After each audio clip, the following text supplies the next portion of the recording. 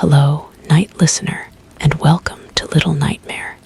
I'm Emma, and tonight I'll be keeping you company to help you fall asleep.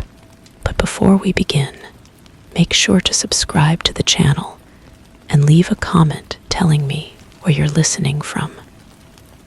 Story 1. The Echo That Remains. Each morning, I perform the familiar dance of the kitchen, the soft clinking as I unstack a mug from the shelf, its gentle weight settling into my palm with the comfort of routine. The ceramic's smooth touch is a prelude to the ritual that begins my day, the meditative grind of beans, the rhythmic drip of water tracing gentle paths through the grounds.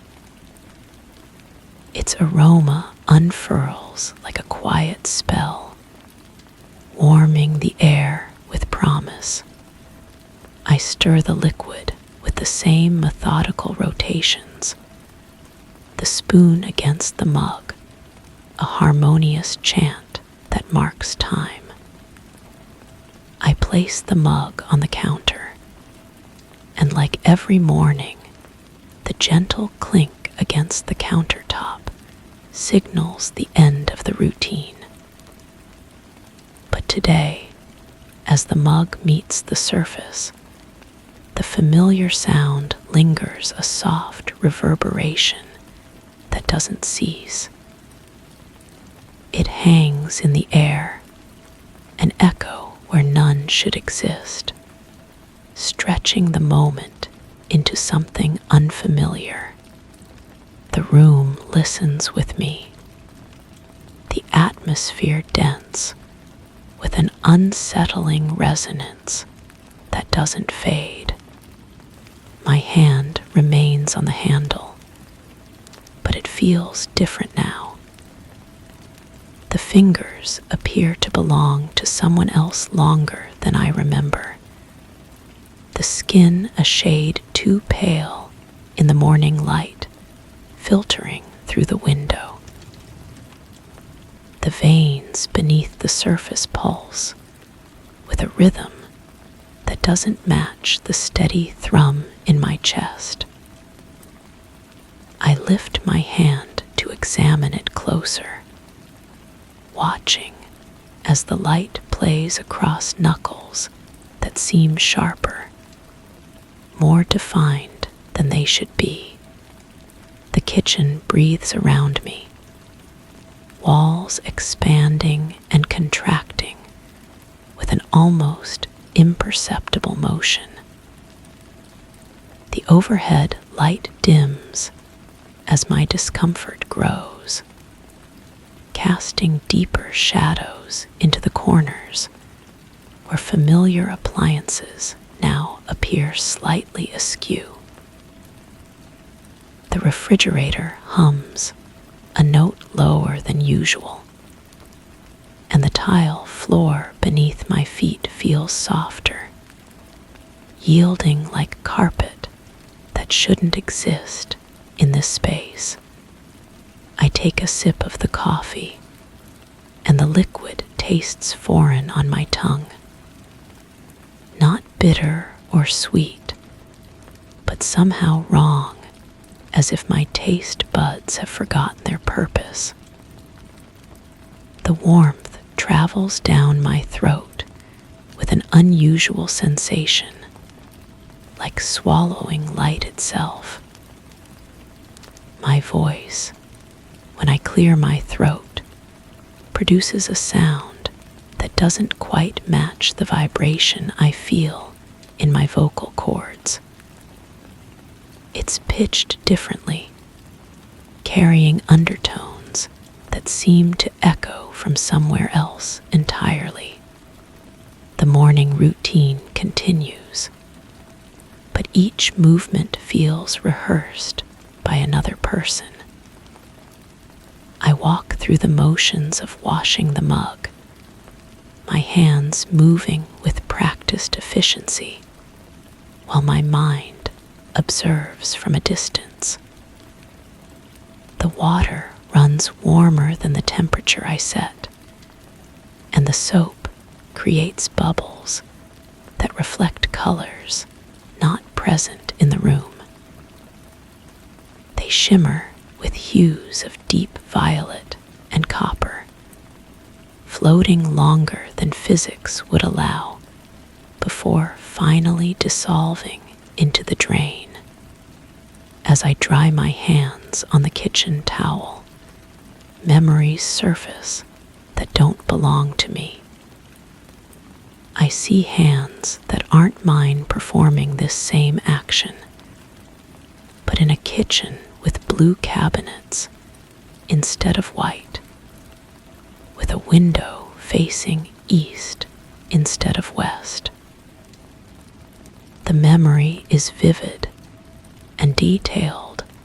I can smell the different soap, feel the rougher texture of a different towel, hear the distant sound of traffic that doesn't exist outside my own window. The sensations multiply throughout the morning.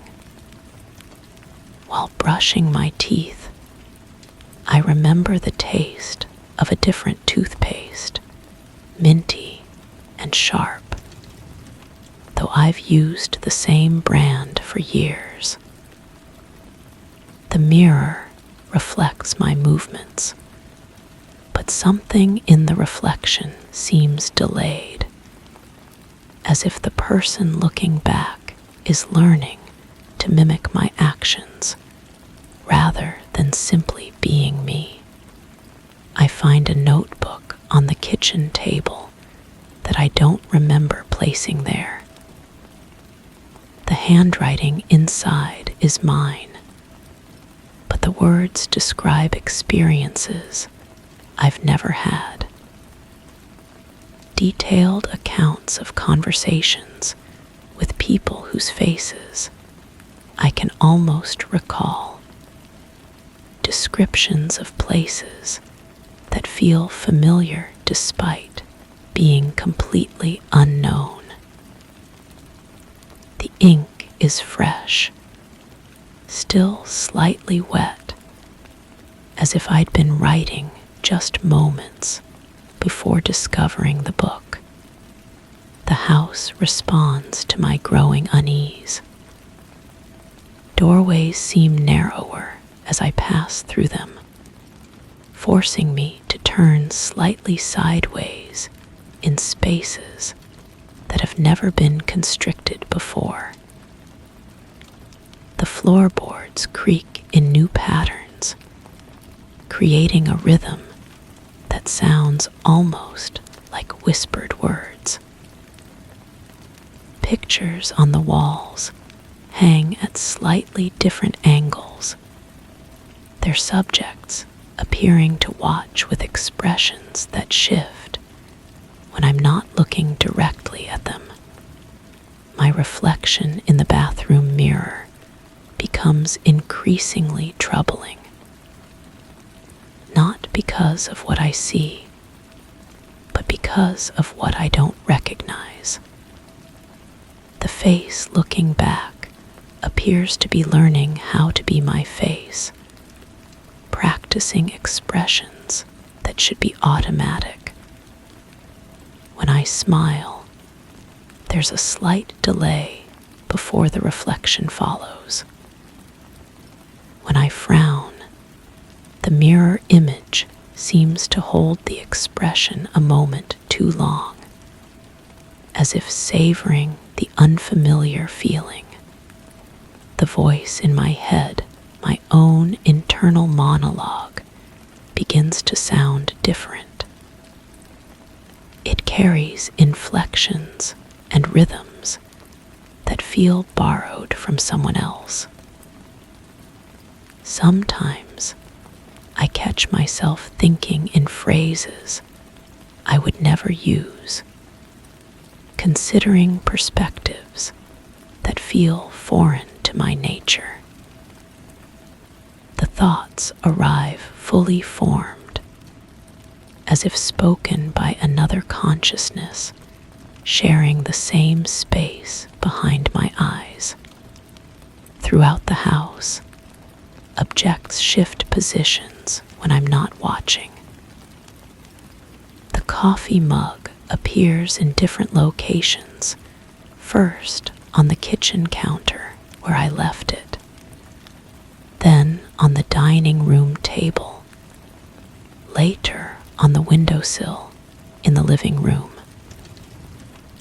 Each time I find it, the ceramic feels slightly different in my hands, the weight distributed in new ways, the handle shaped to fit fingers that aren't quite mine. I begin to document these changes, writing observations in the notebook that somehow already contains my handwriting. But as I write, I realize that someone else has already recorded these same observations. The pages fill with duplicate entries, identical thoughts expressed in handwriting that becomes increasingly unfamiliar despite being unmistakably mine. The boundaries between my memories and someone else's continue to blur. I remember learning to ride a bicycle on a street I've never seen, falling and scraping my knee on pavement that felt different beneath my palms. I remember the taste of birthday cake at a party I never attended, surrounded by faces that smile with genuine warmth despite being complete strangers. These memories carry the same emotional weight as my own experiences, embedding themselves seamlessly into the narrative of my life. The house breathes with me now, its rhythm synchronized to my heartbeat. When I inhale, the walls seem to expand slightly. When I exhale, they contract with a gentle sigh that sounds almost relieved. The air itself feels thicker, carrying scents that trigger memories of places I've never been ocean salt from a coastline. I've never visited pine needles from forests I've never walked through. The metallic smell of rain on pavement in cities I've never seen. My skin begins to feel like an ill-fitting garment. When I touch my arm, the sensation seems delayed, as if the nerve signals are traveling through unfamiliar pathways. The texture of my own flesh feels foreign beneath my fingertips, too smooth in some places, too rough in others. My heartbeat sounds different, not faster or slower, but somehow more resonant, as if my chest cavity has changed shape to accommodate a heart that doesn't quite belong. The mirror in the hallway becomes impossible to ignore. Each time I pass, my peripheral vision catches movement that doesn't match my own.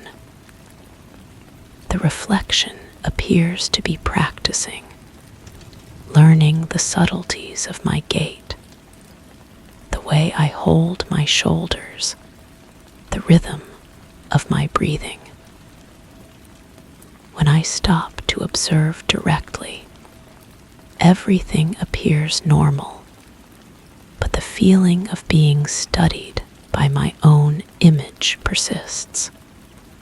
I find myself standing before the bathroom mirror, finally ready to confront what I've been avoiding. The fluorescent light flickers once, twice, then steadies into a harsh white glow that eliminates all shadows. I lean forward, placing my palms on the cool porcelain of the sink, and look directly into my own eyes. What I see there changes everything. The recognition that should be automatic, the immediate acknowledgement of self that happens without thought, simply isn't there. The face in the mirror belongs to someone else who has learned to wear my features, someone who has studied my expressions and practiced my mannerisms until they could pass for me in casual observation. But this close, with this much attention, the deception becomes impossible to maintain. My hands shake as they grip the sink. The porcelain feels different, now warmer, more pliable, as if it's made of some other material entirely. My breathing becomes shallow and rapid, each exhale fogging the mirror in patterns that look almost like words. The reflection watches with eyes that know things I don't remember learning, that hold experiences I've never lived. I step back from the mirror, and the person looking back doesn't move immediately. For just a moment, we exist as separate entities, me stepping away, and someone else remaining still, watching me with curious detachment. Then the reflection catches up, mimicking my movement with the slight delay of someone following choreographed steps. The house settles around me with new sounds, creaks, and sighs that feel like recognition, like welcome. The walls seem more solid now, more permanent, as if they've finally found their proper occupant. The air tastes different when I breathe it, carrying flavors of memories that are becoming mine through repetition and acceptance. My voice, when I finally speak aloud, carries harmonics that resonate through the house in ways that feel natural now. The words come from a throat that has learned to be mine, shaped by vocal cords that have adapted to their new purpose. The sound is beautiful in its strangeness, familiar in its foreignness. Each morning, I perform the familiar dance of the kitchen, the soft clinking as I unstack a mug from the shelf, its gentle weight settling into my palm with the comfort of routine. The ceramic's smooth touch is a prelude to the ritual that begins my day, the meditative grind of beans, the rhythmic drip of water tracing gentle paths through the grounds. Its aroma unfurls like a quiet spell, warming the air with promise. I stir the liquid with the same methodical rotations, the spoon against the mug, a harmonious chant that marks time. I place the mug on the counter, and like every morning, the gentle clink against the countertop signals the end of the routine. The sound is perfect now, clear and pure, with no lingering echo to disturb the peace of the morning. My hands move with practiced grace, each finger knowing its purpose, each gesture flowing naturally into the next. The kitchen welcomes me with its familiar embrace, every surface and appliance exactly where it should be, exactly as it has always been. The morning light filters through the window at the perfect angle, illuminating a space that feels completely, utterly mine. The coffee tastes exactly as it should, rich and warm, with notes of chocolate and earth that dance perfectly on my tongue. I swallow slowly, savoring the sensation as it travels down my throat, warming me from the inside out. This is how mornings are supposed to feel, I think, though the thought carries the weight of someone else's experience, someone else's satisfaction. The house breathes contentedly around me, its rhythm now perfectly synchronized with mine. We exist in harmony, this space and I, two entities that have found their ideal arrangement. The mirrors reflect exactly what they should, showing me a face that belongs completely to the person living behind it. And somewhere in the space between thoughts, an echo fades into silence. Story 2. My fingertips hovered above the polished wood, tracing invisible lines that whispered beneath my skin. Each subtle tilt rolled through the surface with a soft creak, unsettling the coins laid upon it.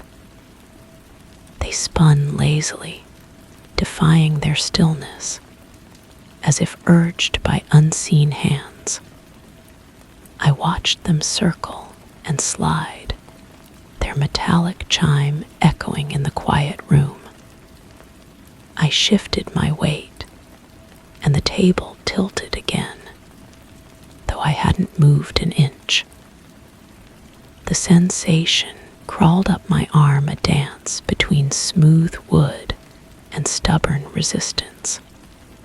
I pressed down, searching for what had shifted, but the balance eluded me, unsettling a rhythm I couldn't quite grasp. The coins had been sitting there when I'd entered the room. 7 of them, arranged in no particular pattern I could discern. Their surfaces caught the amber light from the single lamp, casting tiny crescents of brightness that danced across the wood grain. I counted them again. Still 7. Always 7, though their positions seemed to shift when I wasn't looking directly. I pulled my hands away and stepped back, watching the table settle into stillness. The wood was beautiful, really rich mahogany, with intricate inlays that formed geometric patterns around the edges. triangles within diamonds within circles, repeating endlessly until they met at the corners. The craftsmanship was exquisite, though I couldn't remember acquiring such a piece. It simply belonged here now, in this room that had become my sanctuary. The floorboards beneath my feet creaked in a familiar sequence as I moved around the table's perimeter. 3 short groans, then a longer one that seemed to hold its breath before releasing. I found myself stepping in time with this wooden symphony, my bare feet finding the exact spots that would produce the melody. When had I learned this dance? I returned to the table and placed my palms flat against its surface.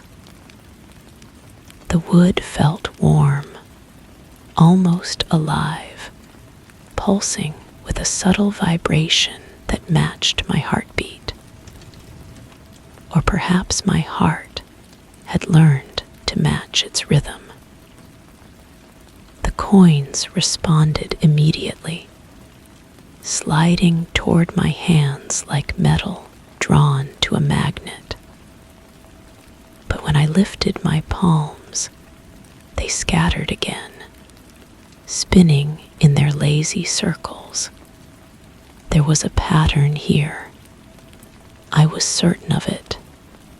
I began to document what I observed, using the small notebook I kept nearby.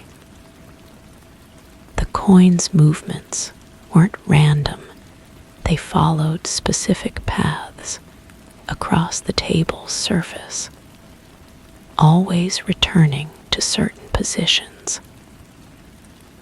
I sketched their routes, noting how they seemed to trace the same geometric shapes that were inlaid in the wood itself. Triangles within diamonds, within circles. The room grew quieter as I worked, the outside world fading until only the soft scratch of pencil on paper remained. Even that sound seemed to echo strangely, as if the walls were listening and whispering back. I paused in my sketching and held my breath. Yes, there it was, a faint susurrus that might have been wind through leaves, except there were no trees near the windows. No wind either. The air hung perfectly still. I pressed my ear to the table's surface. The wood hummed with that same vibration, deeper now, more insistent. It reminded me of something, though the memory slipped away whenever I tried to grasp it. A lullaby, perhaps, or the sound of distant machinery. Something comforting yet unsettling. The coins had stopped moving while I listened. They sat in perfect stillness, their surfaces no longer catching the light. I straightened and found them arranged in a new configuration, no longer scattered randomly, but forming a precise heptagon. 7 points of a 7-sided star. When had they moved? I hadn't felt the table tilt. I sketched this new arrangement, comparing it to my previous drawings. The patterns were becoming clearer, more deliberate. each configuration seemed to build upon the last, as if the coins were spelling out a message in a language I was only beginning to understand. The geometric shapes they traced grew more complex with each iteration, spiraling inward toward some central meaning I couldn't yet decipher. The lamp flickered as I worked, casting shifting shadows across the page. The light seemed dimmer now, more golden, as if filtered through amber or honey. I looked up and noticed that the bulb itself appeared unchanged, yet the quality of illumination had definitely altered. Everything in the room took on a warmer hue, softer around the edges, as if viewed through gauze. I returned to my notebook, but the lines I'd drawn seemed different now. The angles weren't quite as sharp as I remembered, the circles not perfectly round. Had my hand been unsteady? I was usually precise in my sketching, almost compulsively so. Yet these drawings looked organic, flowing, as if they'd grown rather than been drawn. The coins began to move again, but more slowly this time, with deliberate grace. They slid across the wood in smooth arcs, never colliding despite their intersecting paths. I watched, transfixed, as they performed their silent ballet. The metallic chiming had changed to softer, more musical, like distant wind chimes or temple bells. I placed my hands on the table again, feeling for that familiar warmth. The vibration was stronger now, traveling up my arms and settling in my chest. My breathing slowed to match its rhythm, deep and steady, as if the table were teaching my lungs to dance. The sensation was oddly comforting, like being rocked to sleep by gentle hands. But something else was happening. The room around me seemed to be expanding and contracting with each breath, the walls breathing in sympathy with the table's pulse. I blinked hard, trying to clear my vision, but the effect persisted. The geometric inlays on the table's edge appeared to be moving as well, the triangles rotating slowly within their diamond frames, the circles pulsing like ripples on still water. I gripped the table's edge, needing something solid to anchor me. The wood felt different under my fingers, softer, more yielding, as if it were becoming something other than wood. The sensation was disturbing yet irresistible. I found myself pressing deeper, my fingertips sinking slightly into the surface. When I pulled them away, there were no indentations, no marks to show where I'd touched. The coins had formed another pattern while I wasn't watching. This time they created a spiral, 7 points curving inward toward an empty center. The space between them seemed to shimmer with its own light, a soft phosphorescence that had no obvious source. I leaned closer, drawn by the gentle glow, and felt the table's vibration intensify. My notebook lay forgotten beside me, its pages fluttering, though there was no breeze. The sketches I'd made were changing, the lines flowing and reforming like ink in water. I watched my careful documentation dissolve and reshape itself, the geometric patterns becoming something more organic, more alive. The triangles grew curves, the diamonds sprouted tendrils, the circles became spirals that seemed to spin on the page. I tried to look away, to break the spell, but found my gaze drawn back to the table's surface. The coins were moving faster now, their spiral tightening as they drew closer to that glowing center.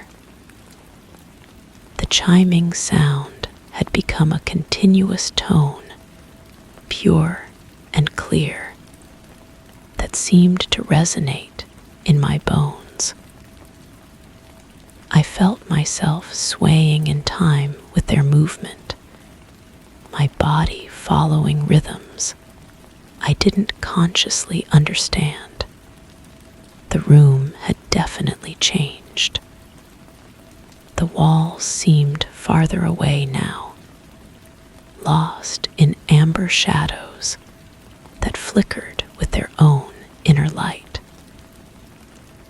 The single lamp cast no distinct shadows anymore. Instead, everything was suffused with that honey-colored glow that made reality feel dreamlike and uncertain.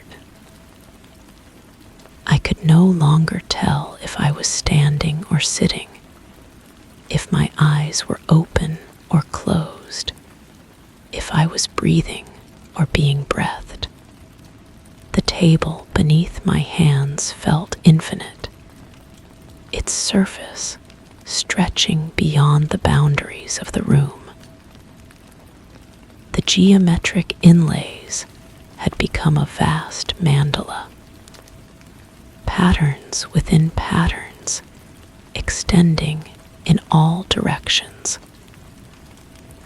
I was part of it now, my hands tracing those invisible lines that whispered beneath my skin, my heartbeat matching the wood's ancient pulse.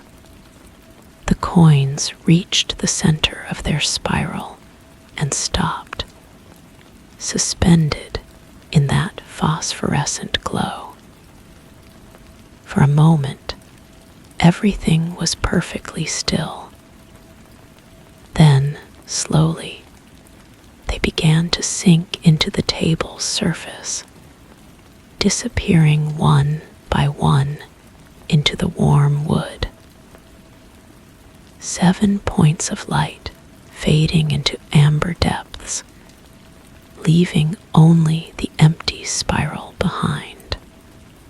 I pressed my palms flat against the table where the coins had vanished. The wood was soft as silk now, yielding to my touch like water or clay. My hands sank deeper, and I felt the table's pulse merge completely with my own.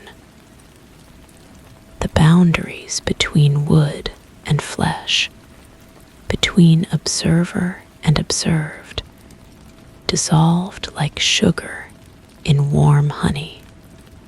The room breathed around me, walls expanding and contracting in perfect rhythm.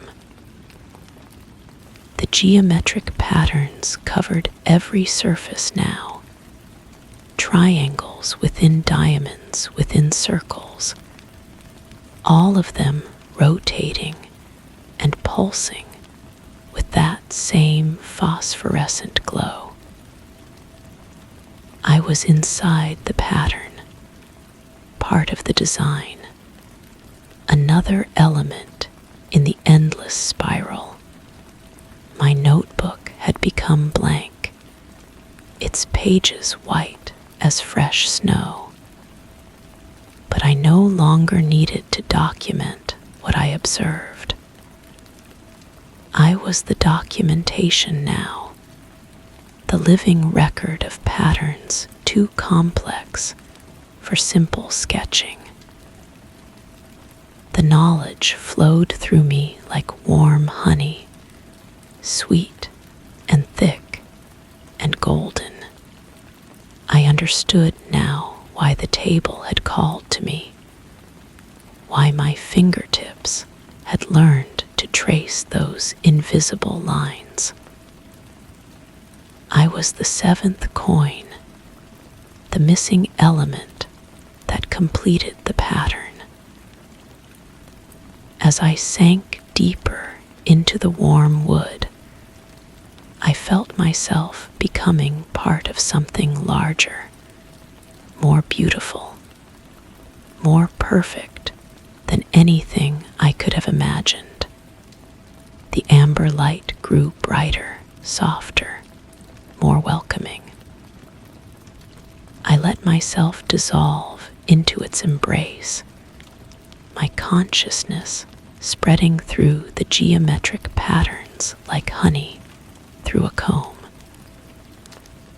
Somewhere in the distance, I could hear the soft chiming of coins spinning on polished wood, and I knew that someone else would find this room, would place their hands on this table, would trace those same invisible lines.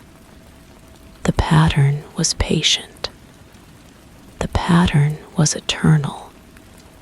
The pattern was complete. Story 3.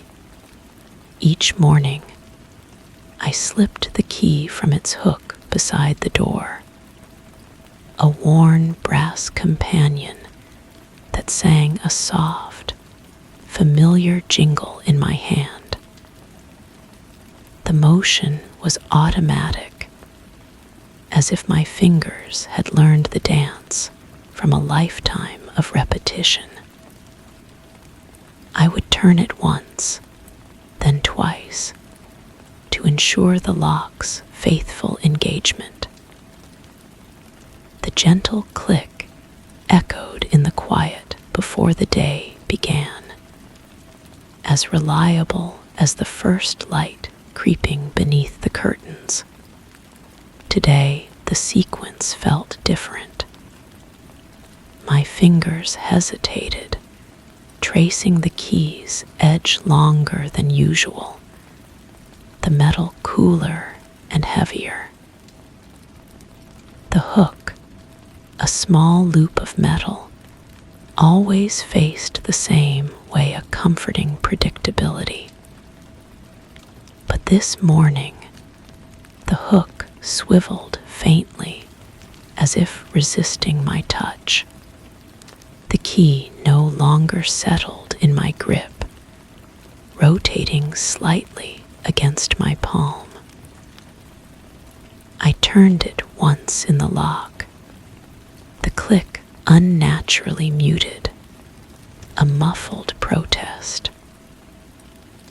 I paused, aware of an unsettling unfamiliarity, as though the lock itself was holding a breath, waiting for something. I pressed my ear against the door, listening. The wood felt warmer than expected, almost pulsing beneath my cheek. Beyond the door, silence stretched like a held note, but within that silence, something moved. footsteps, not voices, but the suggestion of presence, a shifting of air, a disturbance in the stillness that made my skin prickle. The second turn of the key required more pressure. The metal groaned softly, a sound I'd never heard before, as if the lock was learning to resist. My hand trembled slightly as I withdrew the key, and I noticed the brass surface had darkened, tarnished in the span of those few moments. I stepped back from the door, studying its familiar grain. The wood appeared unchanged, yet something in its texture seemed to shift when I wasn't looking directly at it. Peripheral movement, like shadows cast by clouds, but there were no windows here, no source of moving light. The hallway behind me stretched longer than it should have. I turned slowly, counting the doors I passed each day, 1, 2, 3. But now there seemed to be spaces between them, gaps where the wallpaper breathed with an almost imperceptible rhythm. The pattern, small roses on cream background, appeared to twist when caught in my peripheral vision. The flowers opening and closing like tiny mouths. I returned to the door, placing my palm flat against its surface. The warmth had intensified, and beneath my touch, I felt the faintest vibration, as if something large was breathing on the other side. The brass nameplate below the peephole, always blank, now seemed to shimmer with the suggestion of letters that never quite formed. The key in my hand had grown heavier still. When I lifted it to eye level, examining its familiar teeth and curves, I noticed tiny scratches I'd never seen before, not the wear of age, but deliberate marks, almost like writing in a language I couldn't read. The scratches seemed to deepen as I watched, etching themselves into the metal with the patience of water carving stone. I pressed my eye to the peephole, expecting to see the empty hallway beyond. Instead, darkness greeted me, not the absence of light, but a darkness with substance, pressing back against the lens. I blinked and looked again. The darkness had texture now, moving with the slow fluidity of oil, and within its depths, points of light flickered like distant stars or watching eyes. The floor beneath my feet had changed. The carpet, worn thin by countless footsteps, now felt thick and soft, almost spongy. Each step produced a faint squelching sound, as if I was walking on something organic. The fibers seemed to reach up around the edges of my shoes, clinging with gentle insistence. I knelt and pressed my palm to the carpet. It was warm, and beneath the surface, I felt a pulse slow, rhythmic, alive. The pattern, once a simple geometric design, now resembled something cellular, like looking at tissue under a microscope. The colors had deepened, shifting from beige and brown to darker hues that seemed to absorb light rather than reflect it.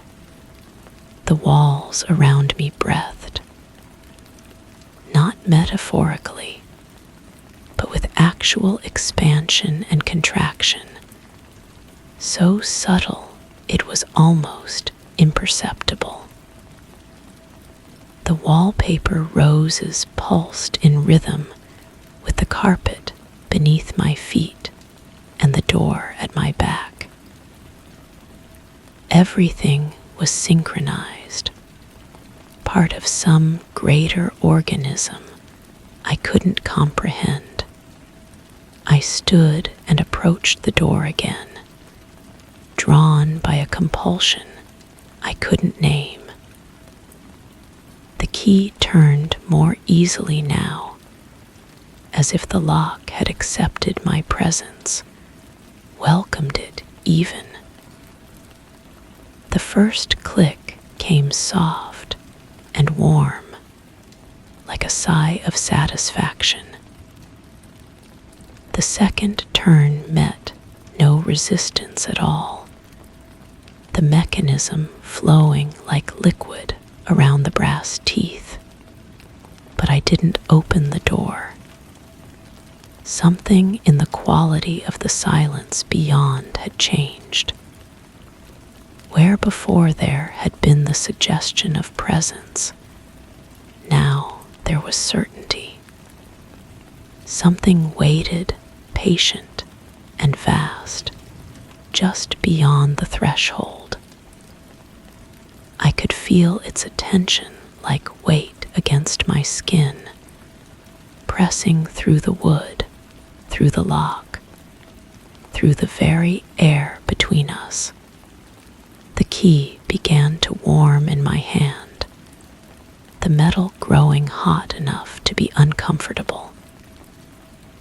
The scratches on its surface glowed faintly, pulsing with the same rhythm as everything else around me. I tried to release it, but my fingers wouldn't obey. The key had become part of my hand, or my hand had become part of the key. The distinction was blurring. I looked down at my feet and saw that the carpet fibers had indeed grown longer, winding around my ankles like gentle tentacles. They didn't restrain me, but their touch was intimate, knowing, as if they recognized something in me that I didn't recognize in myself. The hallway stretched and contracted like a throat swallowing. The doors that had multiplied earlier now seemed to be moving closer, their surfaces rippling like water. Each one bore a different lock, and I realized with growing unease that I could hear the soft jingle of keys from behind each door, keys just like mine, held by hands just like mine, turned by fingers that had learned the same dance of repetition. I pressed my forehead against my door, feeling the warmth spread through my skull. The wood was no longer wood, but something softer, more yielding. It gave slightly under pressure, like skin over muscle, and I could feel the vast breathing thing beyond responding to my touch. The key in my hand had grown so hot it should have burned, but instead it felt comfortable, necessary. I understood now that I had always been meant to hold it, that the morning ritual was not habit, but purpose. The lock wasn't keeping something out, it was keeping something in. And that something was me. I turned the key again, though I had already locked the door twice.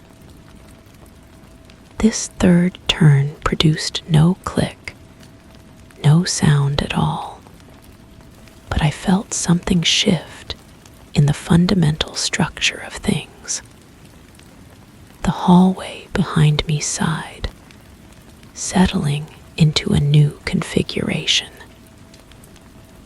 The doors aligned themselves with mathematical precision, their locks gleaming like eyes in the soft, sourceless light. When I tried to step away from the door, my feet wouldn't move. The carpet had embraced them completely now, not trapping, but welcoming, drawing me into its warm, pulsing embrace. I was becoming part of the pattern, another element in the design that breathed and pulsed and waited. The key in my hand was no longer metal, but something organic, warm and alive.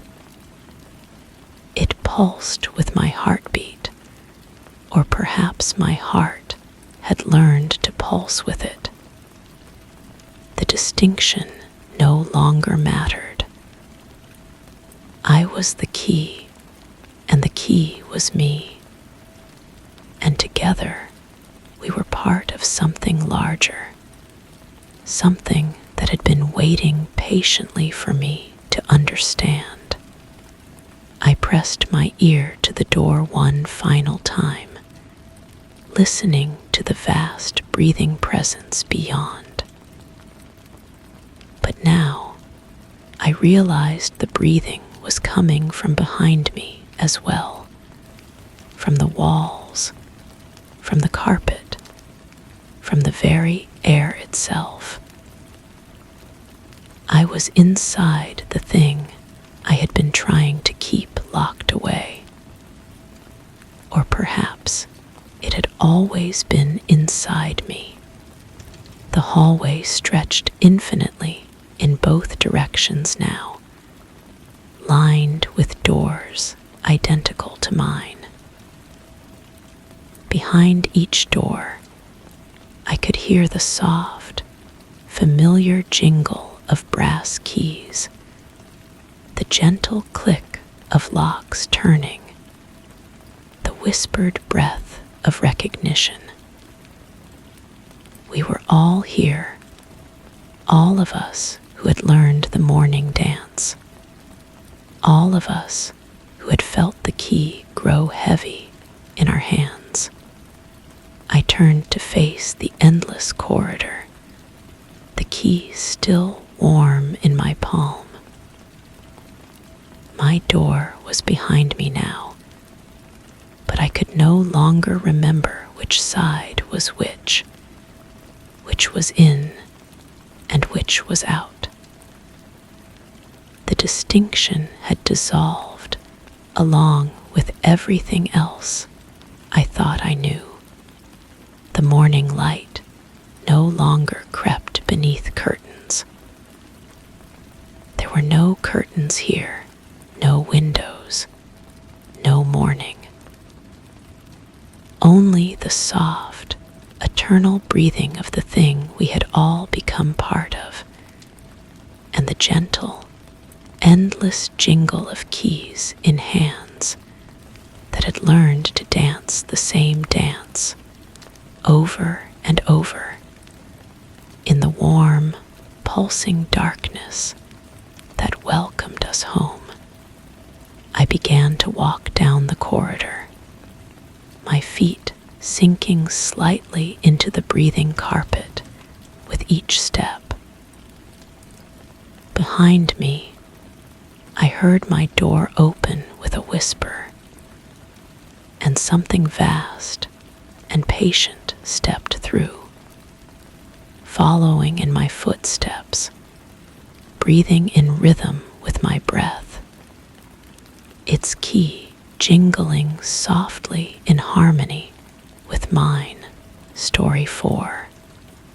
Every morning, just before dawn, I begin my shaving ritual with the precision of a well-rehearsed dance. The bathroom is my stage, serenaded by the soft hiss of water filling the basin, the delicate ruffle of a towel, and the quiet clink of my razor against the porcelain sink. As always, the mirror gleams in the soft light, reflecting the familiar choreography. I stretch my neck, lean slightly forward, and apply the lather, feeling its coolness against my skin. The razor, a trusted companion, moves in smooth, deliberate strokes, guided by years of practice. But today, as I pass it along my jawline, a subtle resistance meets my hand, the blade sharper than I remember. It slices too eagerly, the sound a crisp, unsettling whisper against the grain. I pause, heart ticking in the sudden quiet. The razor lies still in my grip, its sheen oddly intensified, as though it's been honed overnight. I blink, the reflection remaining unchanged, yet the air whispers of something unseen. The water continues its gentle cascade into the basin, but the sound has changed.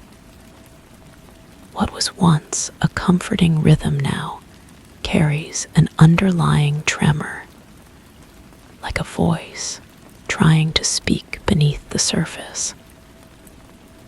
I lean closer to the mirror, studying my face in the pale light filtering through the frosted window. My skin appears normal, unmarked by the blade's eager kiss, yet I can feel the phantom sting where it passed.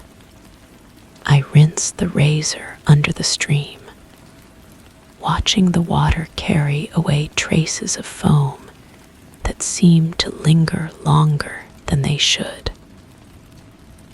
The metal grows cold in my palm, colder than the water itself, and I notice my fingers have begun to tremble slightly. Not from fear, but from something else. An anticipation I cannot name. The mirror fog has started to creep in from the edges, though the water isn't hot enough to cause such condensation. I watch as it spreads in delicate tendrils, obscuring first the corners of my reflection, then slowly advancing inward.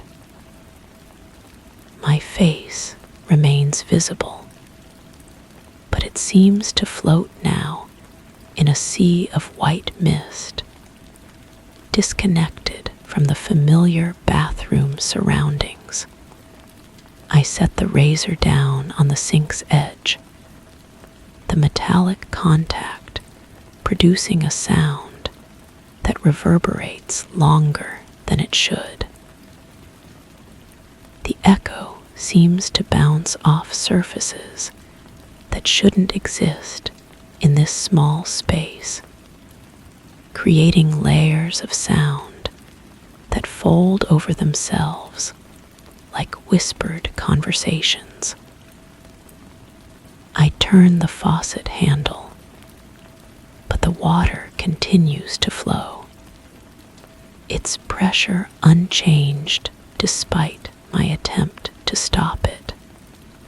The foam on my face has begun to feel different. What started as a cool, refreshing layer now clings with an almost desperate persistence. When I try to rinse it away, it merely redistributes, forming new patterns across my cheeks and chin. In the increasingly fogged mirror, these white patches create shapes that suggest meaning just beyond comprehension. I reach for the towel, my movements slower now, as if the air itself has thickened. The fabric feels unfamiliar beneath my fingertips, rougher than I remember, with a texture that seems to shift as I touch it. When I press it to my face, it absorbs nothing. The moisture remains, beading on my skin like morning dew on glass. The bathroom has grown smaller. I'm certain of this, though I cannot point to any specific change.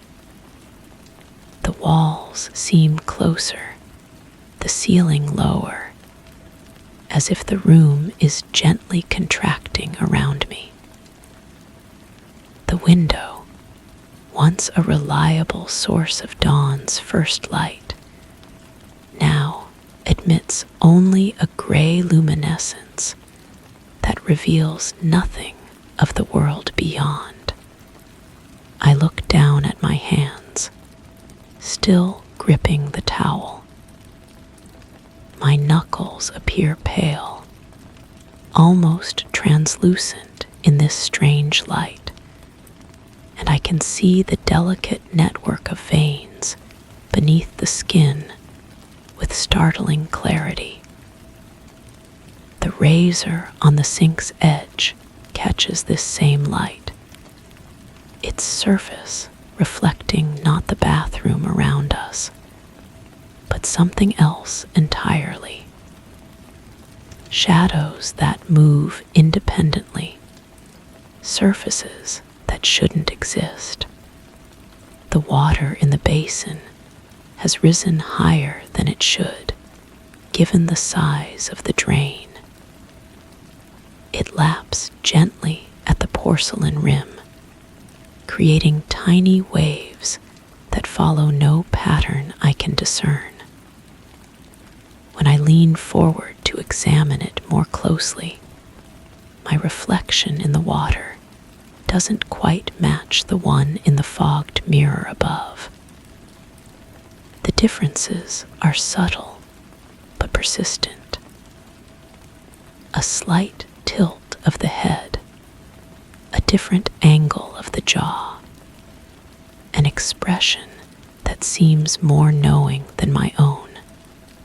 I attempt to drain the basin, reaching for the stopper, but my hand passes through the water with no resistance. The liquid feels neither warm nor cold, neither wet nor dry. It simply is, existing in a state that my senses cannot properly interpret. My fingers emerge unchanged, showing no evidence of having been submerged, yet I can still feel the phantom sensation of water between them. The mirror has almost completely fogged now, leaving only a small circle of clarity at its center. Through this window, I can see my eyes, but they seem different somehow. More alert, more aware, as if they're seeing things that the rest of me cannot yet comprehend. The pupils dilate and contract rhythmically, responding to changes in light that I cannot perceive. Behind me, the bathroom door remains closed, but I can hear sounds from beyond it. Footsteps that match no rhythm of life I know, moving with a purpose that feels both familiar and alien. They approach and recede in patterns that suggest meaning, like a code being tapped out on the floorboards of my home.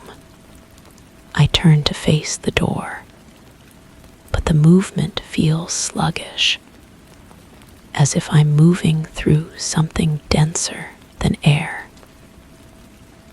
The sounds continue, sometimes seeming to come from directly outside the bathroom, other times appearing to originate from much farther away, perhaps from rooms that don't exist in my house's blueprint. When I turn back to the mirror, the fog has rearranged itself.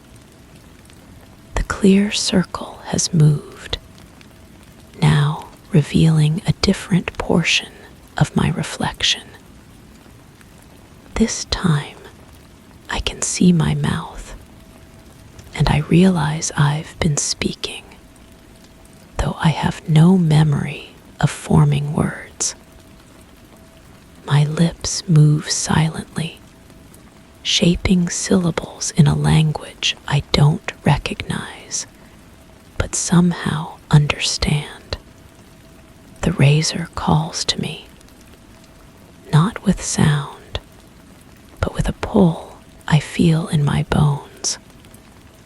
I reach for it again, and this time it seems to leap into my palm, eager to resume our dance. The blade gleams with that same unnatural sharpness, and I can see my reflection multiplied in its surface, each image slightly different from the last.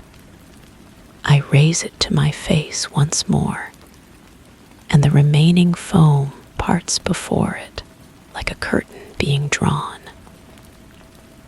The blade moves with its own volition now, following paths across my skin that I did not plan. Each stroke reveals something new beneath, not blood or wound, but a different texture entirely. My skin has become something else, something that the razor recognizes, even if I do not. The bathroom continues to contract around me, or perhaps I am expanding to fill it more completely. The boundaries between my body and the space around me have begun to blur. I can feel the cool porcelain of the sink as if it were part of my skin.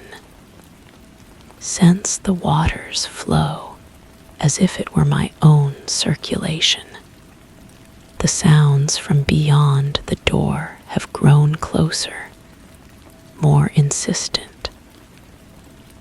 They've taken on the rhythm of my heartbeat, or perhaps my heart has begun to match their cadence. The synchronization feels natural, inevitable, as if this was always meant to happen. I look into the small, clear space remaining in the mirror, and for just a moment, I see not my own reflection, but someone else's. Someone who has been waiting patiently for this recognition, this acknowledgement of their presence. They smile, and I feel my own mouth curve in response, though the movement doesn't seem to originate from my own will. The razor completes its work, and I set it down with the same careful precision that began this ritual. But now I understand that it was never really a ritual at all.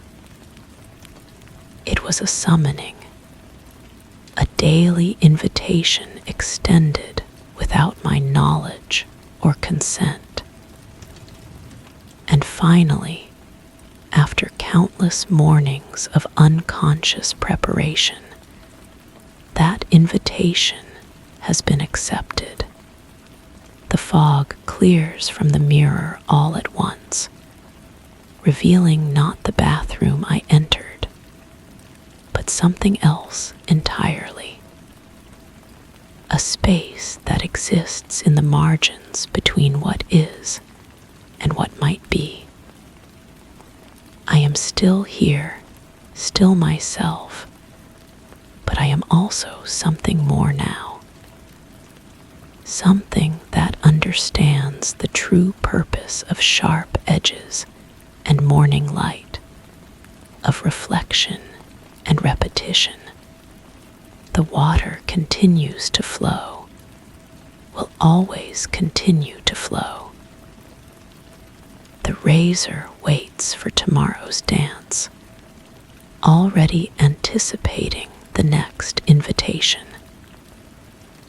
And I remain, watching and waiting, finally understanding my role in this endless, beautiful ceremony of becoming. Story 5. The paper feels wrong between my fingers this morning. Not wrong exactly, but different. Like it's been breathing while I wasn't looking. The edges curl slightly upward, as if reaching for something I can't see. I found myself staring at the same paragraph for what felt like forever. The words seemed to shift when I wasn't focusing directly on them, rearranging themselves into patterns that made my chest tight. My coffee grew cold beside me, untouched. There's a sound the pages make when they settle. A soft whisper, almost like fabric brushing against skin. I never noticed it before, but now I can't stop hearing it. Even when the book is closed, the sound lingers in the corners of the room. The binding creaks differently now. It used to be a comfortable sound, familiar as my own breathing. Now it sounds strained, like something trying to escape from inside. I catch myself holding my breath when I open it, as if afraid of what might slip out. I dreamed about paper cuts last night. Thin red lines appearing on my fingertips without pain. Just the sight of blood beating along invisible wounds. When I woke, I checked my hands obsessively, running my fingers along every surface, searching for damage that wasn't there. The texture has changed. What once felt smooth now has an almost imperceptible roughness, like skin that's been in water too long. I find myself stroking the pages absent-mindedly, feeling for something I can't name. The sensation stays with me long after I've stopped reading. My bookmark disappeared. I always keep it in the same place, marking my progress through familiar stories. Now, I can't remember where I left off, and every page looks both foreign and intimately known. The absence of that small piece of ribbon feels like losing a part of myself. The margins seem wider today. Empty spaces that draw my attention away from the printed words, pulling my focus into blank territories where my mind fills in details that shouldn't exist. I catch myself writing invisible notes in those spaces, my finger tracing letters against the white expanse. Something is growing in the spaces between words, not visible exactly, but present. A thickness in the air above the page that makes my eyes water if I stare too long. The letters themselves appear unchanged, but the gaps between them pulse with an energy that makes my temples ache. I've started hearing the pages turn themselves. Soft, rustling sounds from the other room where I left the book closed on the table. When I go to check, everything appears normal, but the bookmark I replaced is always moved slightly to the left. The paper smells different now, not musty or old, but organic, living, like the scent that rises from soil after rain, rich and dark, and full of things growing in hidden places. I find myself breathing deeply when I read, drawing that smell into my lungs until it feels like part of me. My fingers have developed a sensitivity I didn't have before. Every ridge in the paper's texture feels magnified, each fiber distinct against my skin. Sometimes I close my eyes and simply feel the pages, reading them through touch alone, discovering stories that exist only in the landscape of their surface. The words are rearranging themselves, not dramatically, not in ways that change the meaning, but subtly.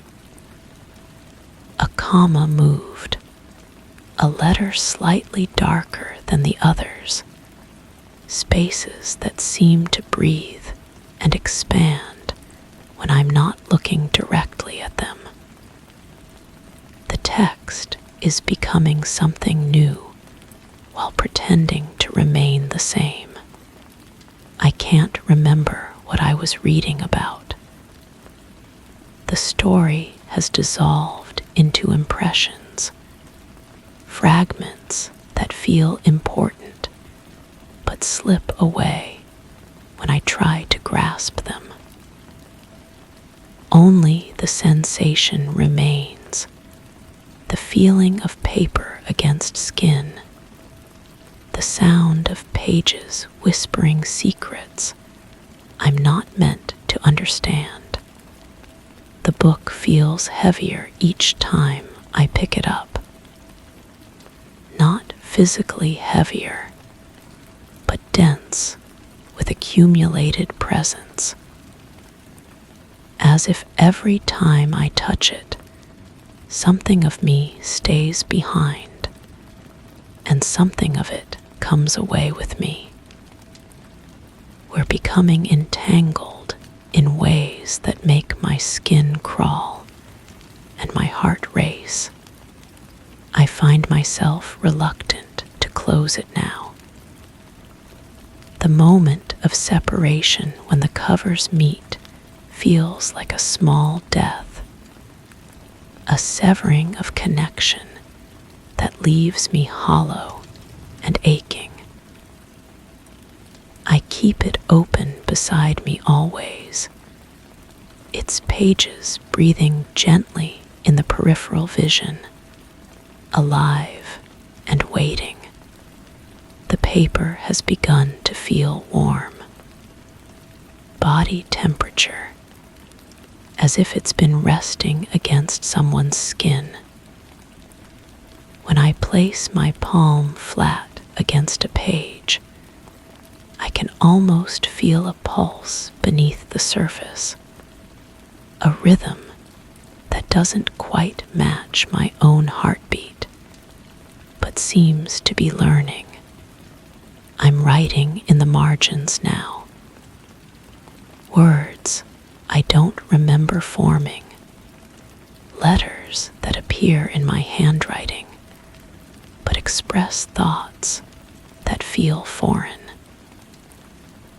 The ink bleeds slightly into the paper's fibers, spreading like roots, connecting my words to the printed text in ways that make both feel alive. The pages turn themselves toward me now. I'll look away for a moment, and when I return, a new page faces upward, waiting for my attention.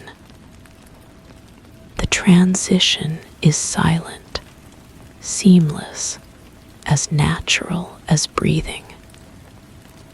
I no longer question it. My reflection appears in the white spaces between paragraphs. Not clearly, just suggestions of features, shadows that resolve into familiar shapes when I'm not trying to see them. The paper has become a mirror for parts of myself I didn't know existed. I can't tell where the book ends and I begin anymore. My thoughts flow directly onto the pages, while the text flows back into my mind, creating a circulation that feels necessary and terrifying. We're breathing together now, the paper and I, sharing the same rhythm. The pages whisper my name in a voice made of rustling fiber and settling ink.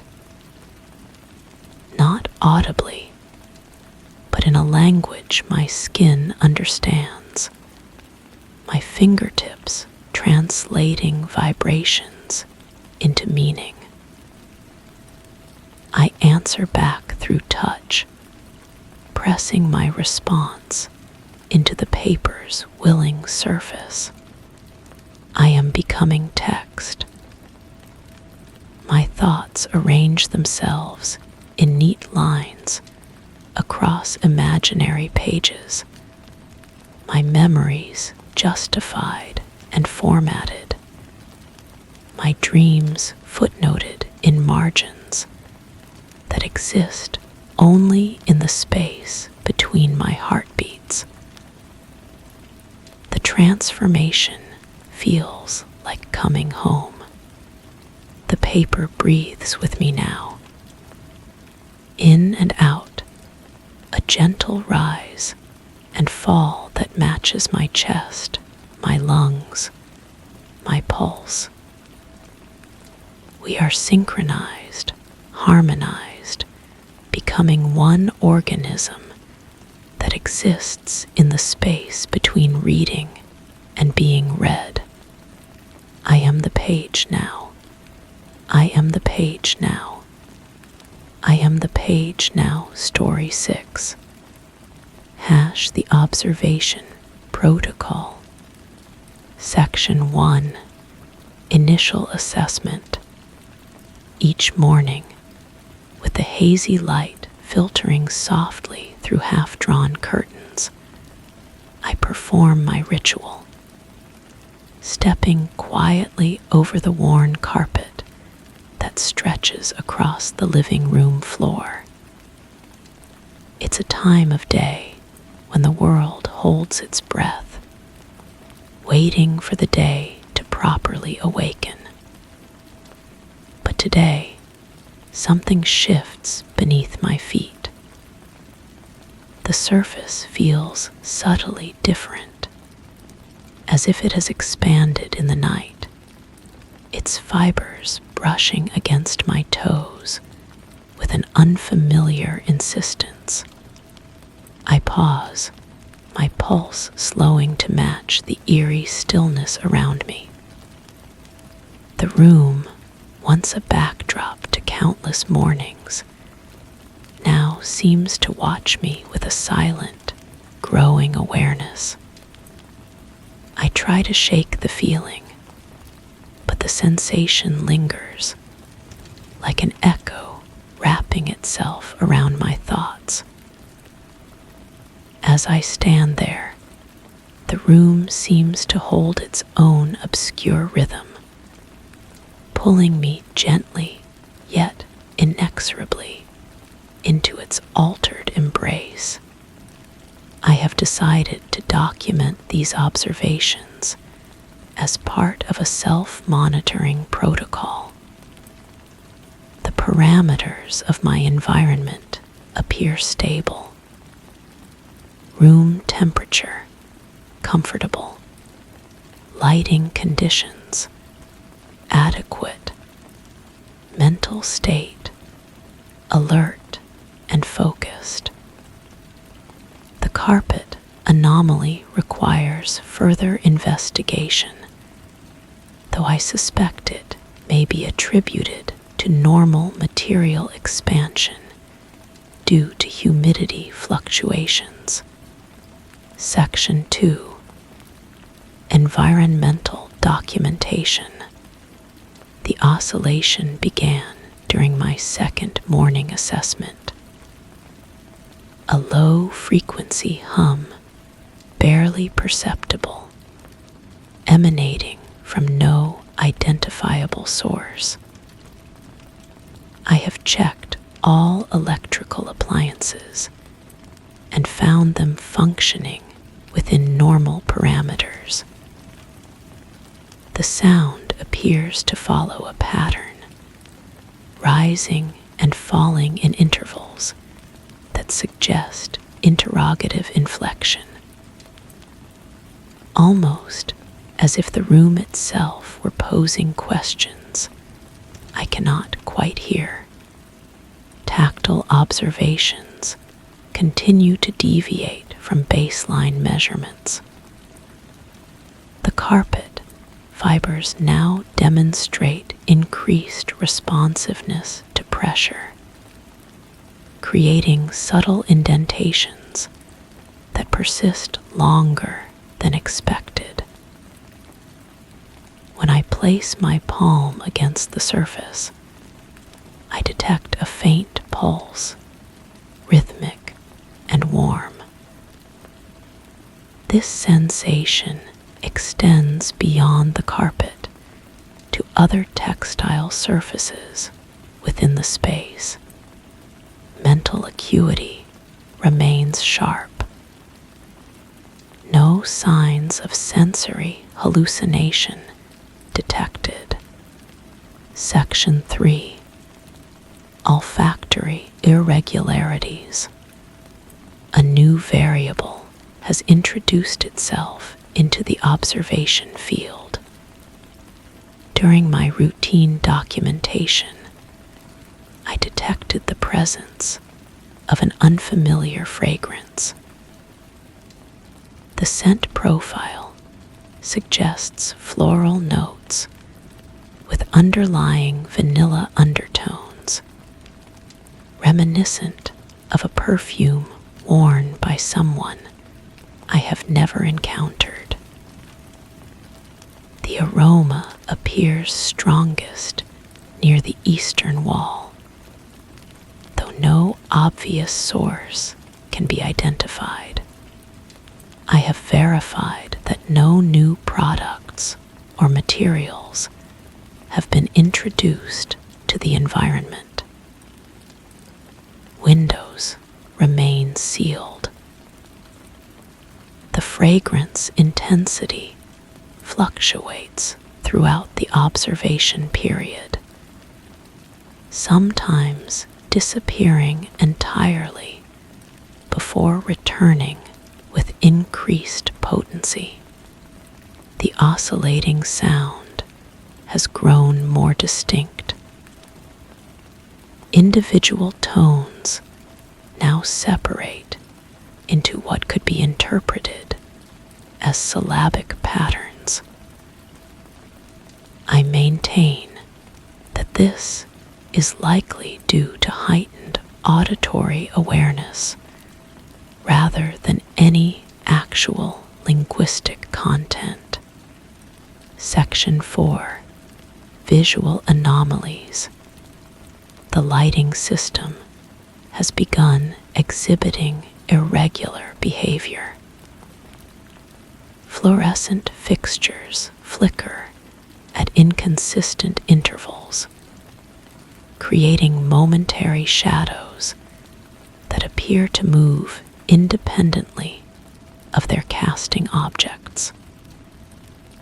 However, complete darkness never occurs. The illumination level maintains a constant minimum threshold, as if the room refuses to surrender to complete shadow. During extended observation periods, I have noticed that certain objects appear to shift position by marginal increments. A book moves approximately 2 inches to the left. A coffee mug rotates 15 degrees clockwise.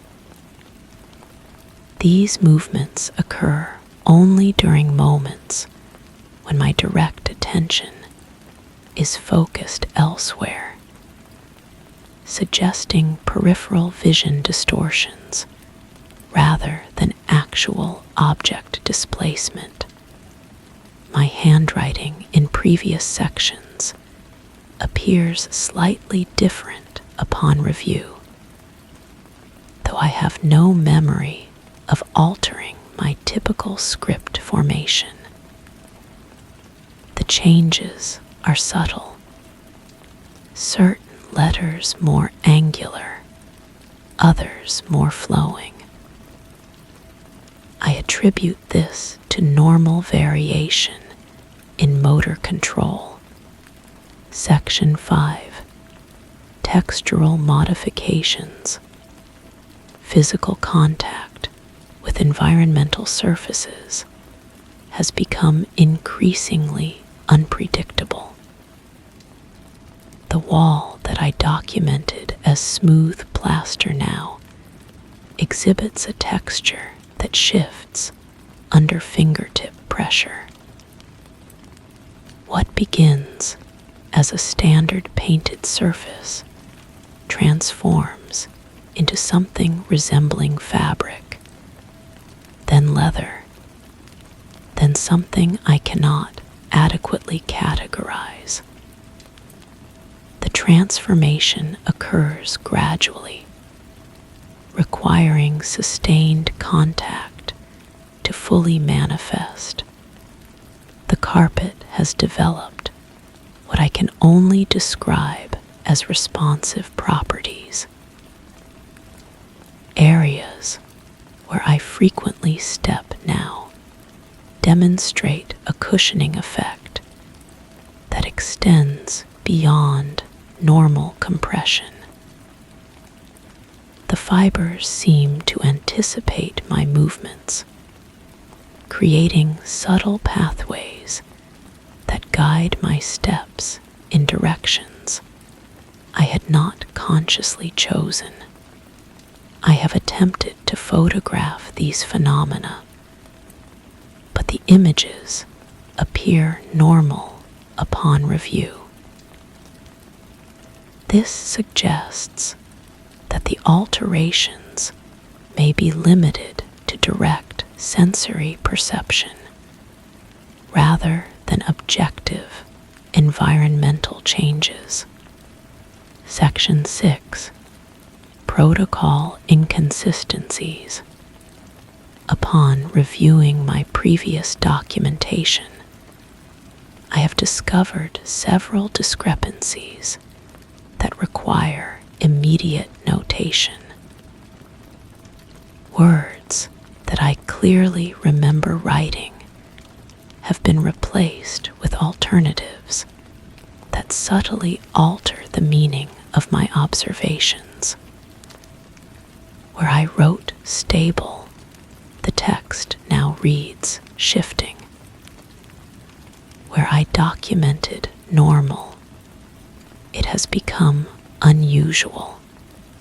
I am certain of my original word choices as I maintain consistent terminology throughout all observational protocols. The possibility of memory error cannot be entirely dismissed, though my cognitive function remains within acceptable parameters. The interrogative oscillations have increased in complexity. What previously resembled random tonal variations now demonstrates clear conversational cadences.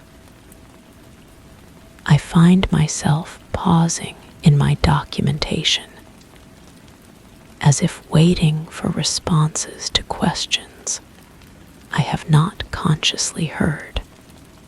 Section 7. Sensory integration difficulties.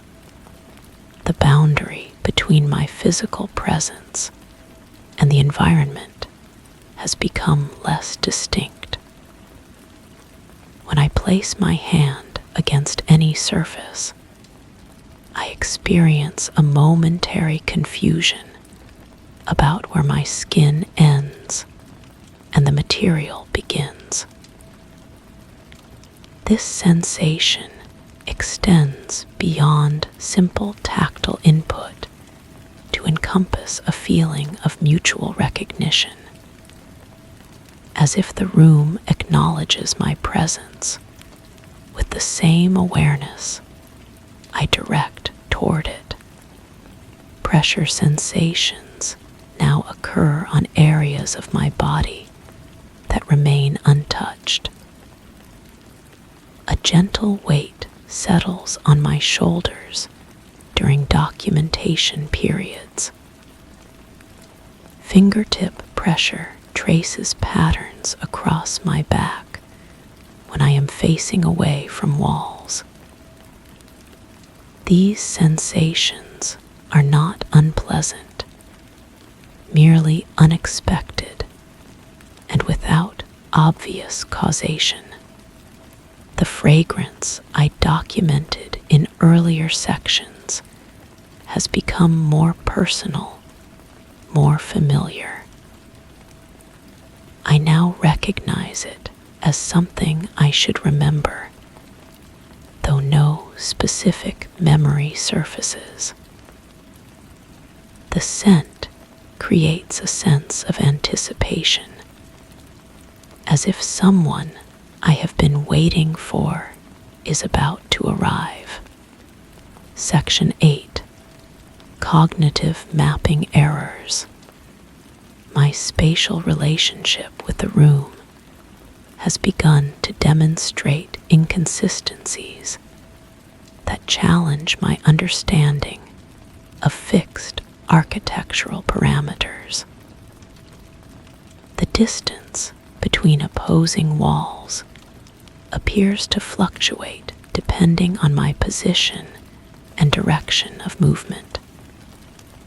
When I walk toward the eastern wall, it seems to maintain a constant distance, requiring more steps than the space should accommodate. When I turn away, the wall presses closer, creating a sense of compressed dimensions. The carpet now extends beyond what I remember as its original boundaries. Areas that were previously bare floor are now covered with the same responsive textile material. I cannot locate the edges where carpet meets flooring, as if the entire surface has become uniform in its altered properties. My reflection in the window glass appears delayed, creating a momentary disconnect between my movements and their visual representation. The delay is brief but consistent, suggesting either optical distortion or perceptual processing irregularities. Section 9. Documentation degradation.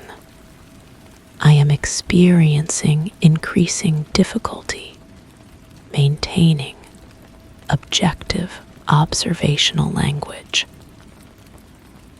The phenomena I am attempting to record resist clinical categorization. Standard descriptive terminology feels inadequate, forcing me to rely on approximations and metaphorical constructions that compromise the scientific integrity of this protocol. The oscillating sounds have resolved into what I can no longer deny are vocalized patterns. Though I cannot distinguish specific words, the intentional quality of the communication is unmistakable. The voice, if it can be called that, seems to originate from multiple locations simultaneously, creating a spatial audio effect that surrounds rather than approaches. I have noticed that my writing speed has decreased significantly. Each word requires careful consideration, not for accuracy of observation, but because I am no longer certain which thoughts originate from my own consciousness and which arise from some external influence. The distinction has become increasingly difficult to maintain. Section 10. Environmental synthesis. The room and I have entered into what I can only describe as a state of collaborative existence. Something has changed in the fundamental relationship between observer and environment. The walls breathe with a rhythm that matches my own pulse. carpet has become an extension of my nervous system, transmitting sensations directly to my consciousness. Without the mediation of physical contact, I can feel the room thinking, and it can feel me thinking back the fragrance that I initially documented as unfamiliar now permeates my own skin, as if I am becoming the source of the scent. I once detected the oscillating voice no longer asks questions, because it already knows my answers. Before I form them, the lighting flickers in patterns that correspond to my heartbeat, creating a visual representation of my internal state projected onto the external environment. I am documenting these observations, but I am no longer certain whether I am recording changes in the room or changes in myself. The protocol has become a conversation between two forms of consciousness that are gradually merging into a single awareness. Section 11. Identity verification. I have lost the ability to distinguish between my documented observations and the reality they were meant to record. When I read my previous sections, I recognized the handwriting as mine, but the thoughts feel foreign, as if filtered through a consciousness that shares my memories, but not my perspective. The room responds to my presence with increasing intimacy. Surfaces warm under my touch before contact occurs. The carpet shapes itself to cushion my steps before my foot descends. The walls lean inward when I approach, creating spaces that conform to my body's dimensions.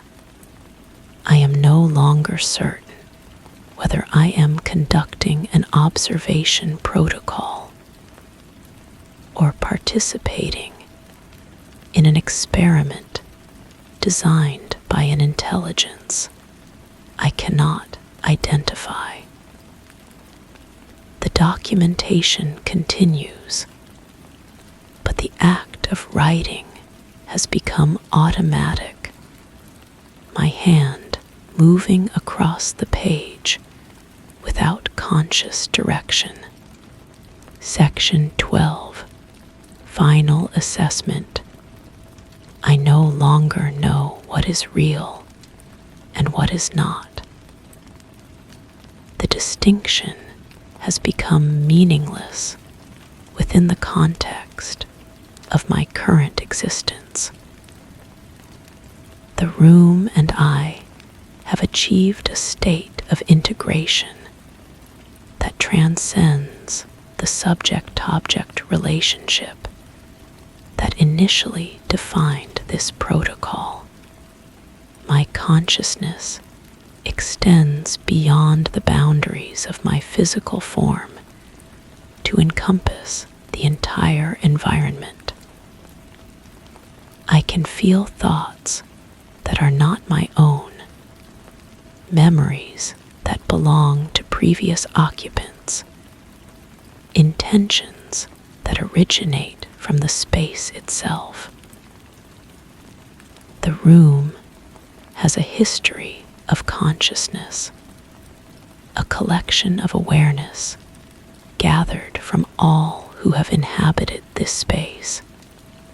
I am recording this final observation, though I am uncertain whether the words originate from my own mind or from the collective intelligence that now includes my individual awareness.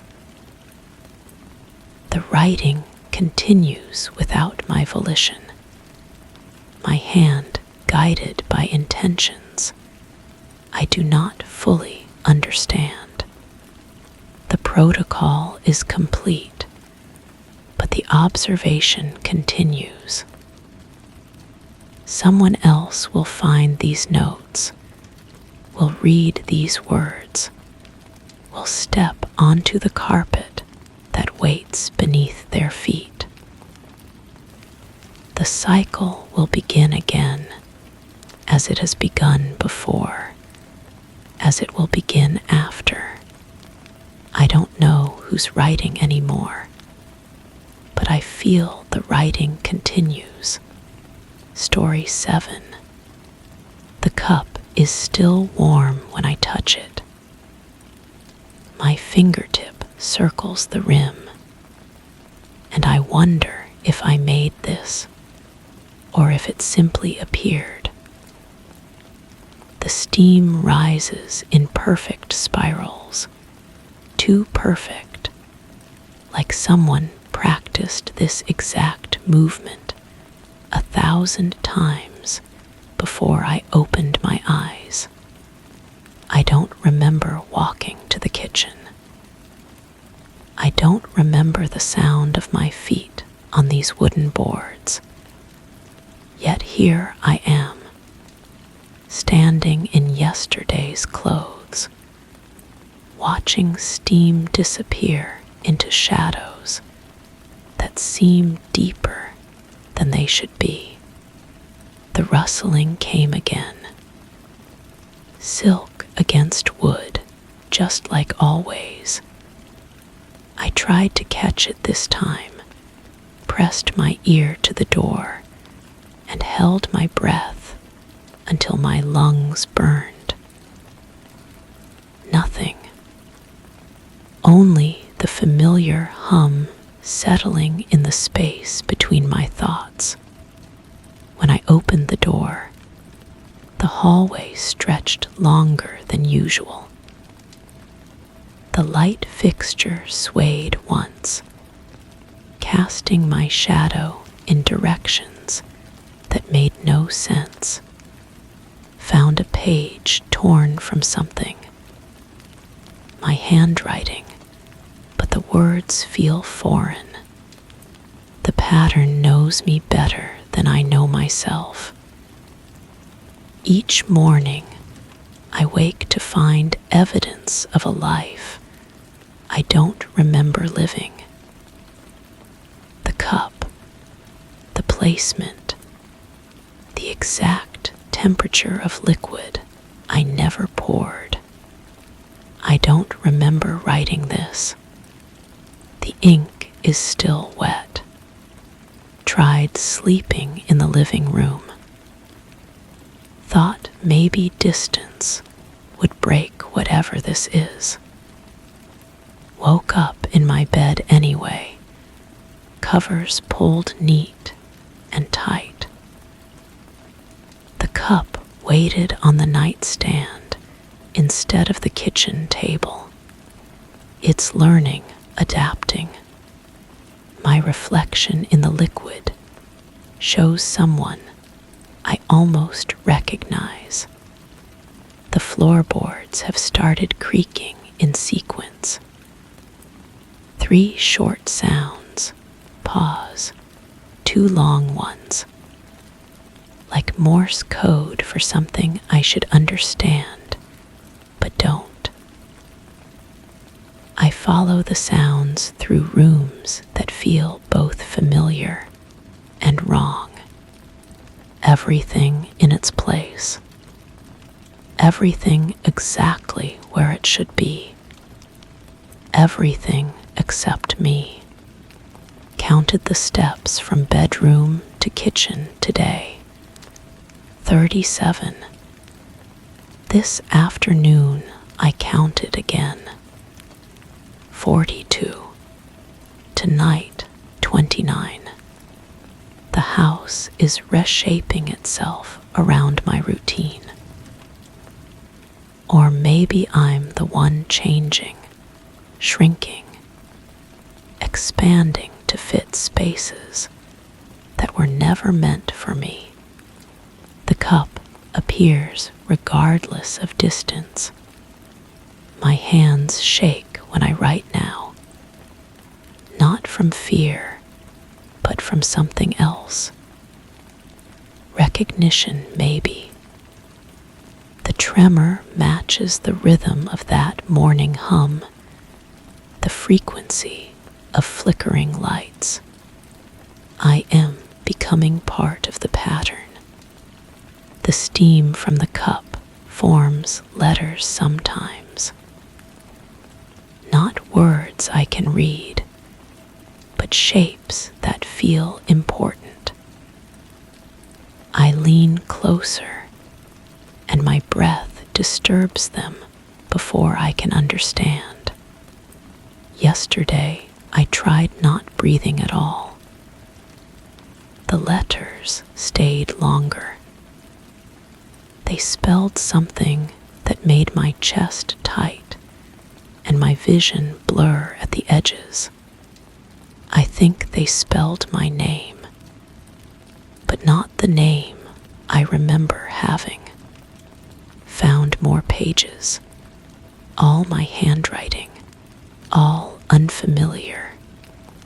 Day unknown, the rustling has stopped. I miss it. Day unknown, made the cup myself today. Muscle memory guided my hands. Day unknown, I am the rustling. I am the hum. I am the flicker. These pages are blank when I'm not looking directly at them. The mirror in the hallway shows me walking back and forth, even when I'm sitting still. The reflection moves with purpose while I remain frozen, watching myself perform a routine I never learned.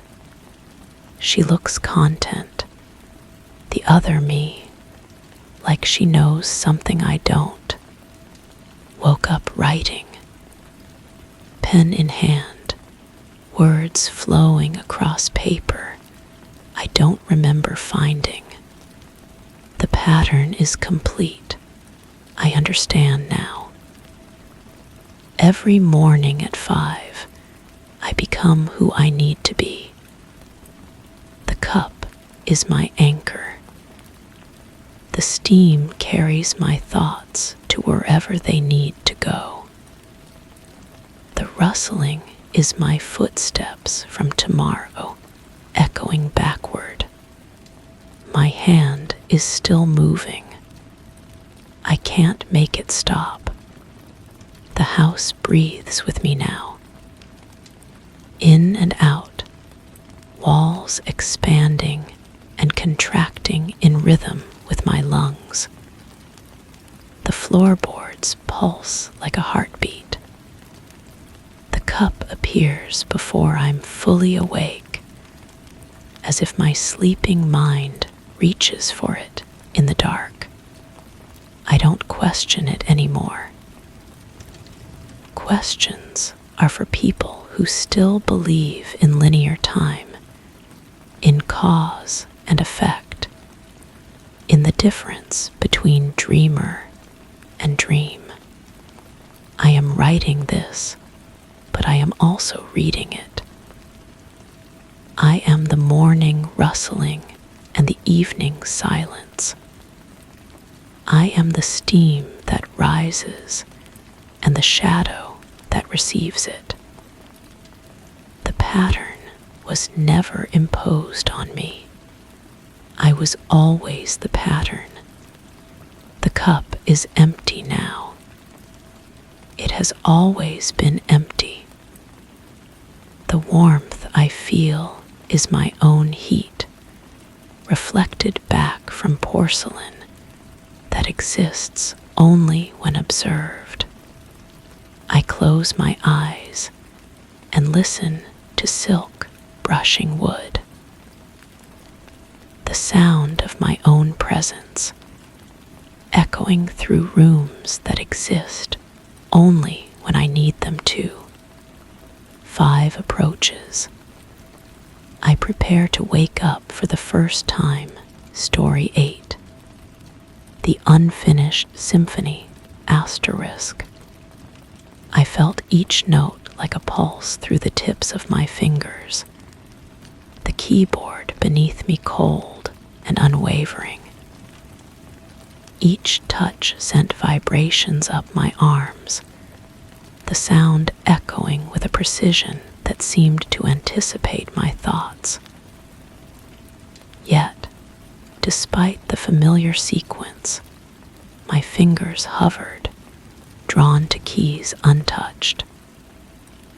The melody, incomplete, lingered as if waiting for something unbidden. The room, silent, but for the fading resonance, seemed to hold its breath, each second stretching into a strange expectancy. I couldn't remember starting, yet the music continued, a spectral hand guiding mine to an arrangement I never knew. As the final note wove into silence, a curious thrill ran through me, an insistent urge to play on.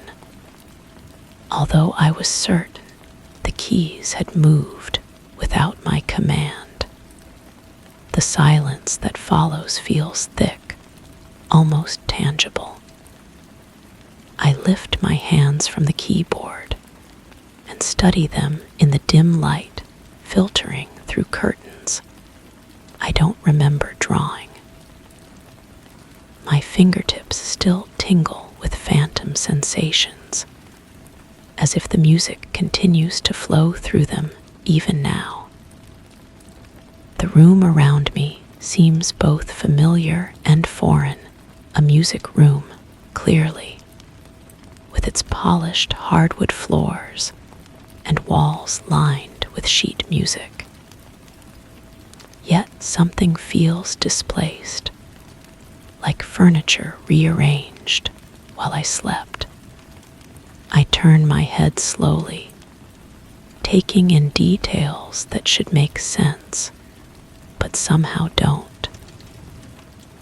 There's a metronome on the piano's surface, its pendulum perfectly still, though I have the distinct impression it was moving just moments ago.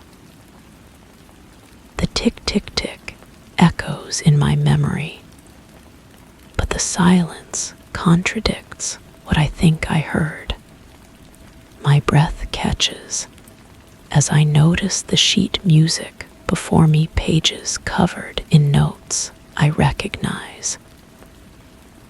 Yet, the composition title at the top is written in handwriting that looks almost like mine, but not quite. The letters slant differently, as if written by someone trying to mimic my hand. The scent of old paper and wood polish fills my nostrils, but underneath lurks something else, something sweet and cloying that makes my stomach turn slightly. It reminds me of flowers left too long in water, that moment when beauty begins its decay. I inhale deeper, trying to place it, and suddenly I'm somewhere else entirely. I'm standing in a conservatory filled with afternoon sunlight. Students practice around me, their melodies weaving together in a cacophony that should be chaotic, but somehow creates its own harmony. I'm younger here, my hands smaller as they stretch across the keys.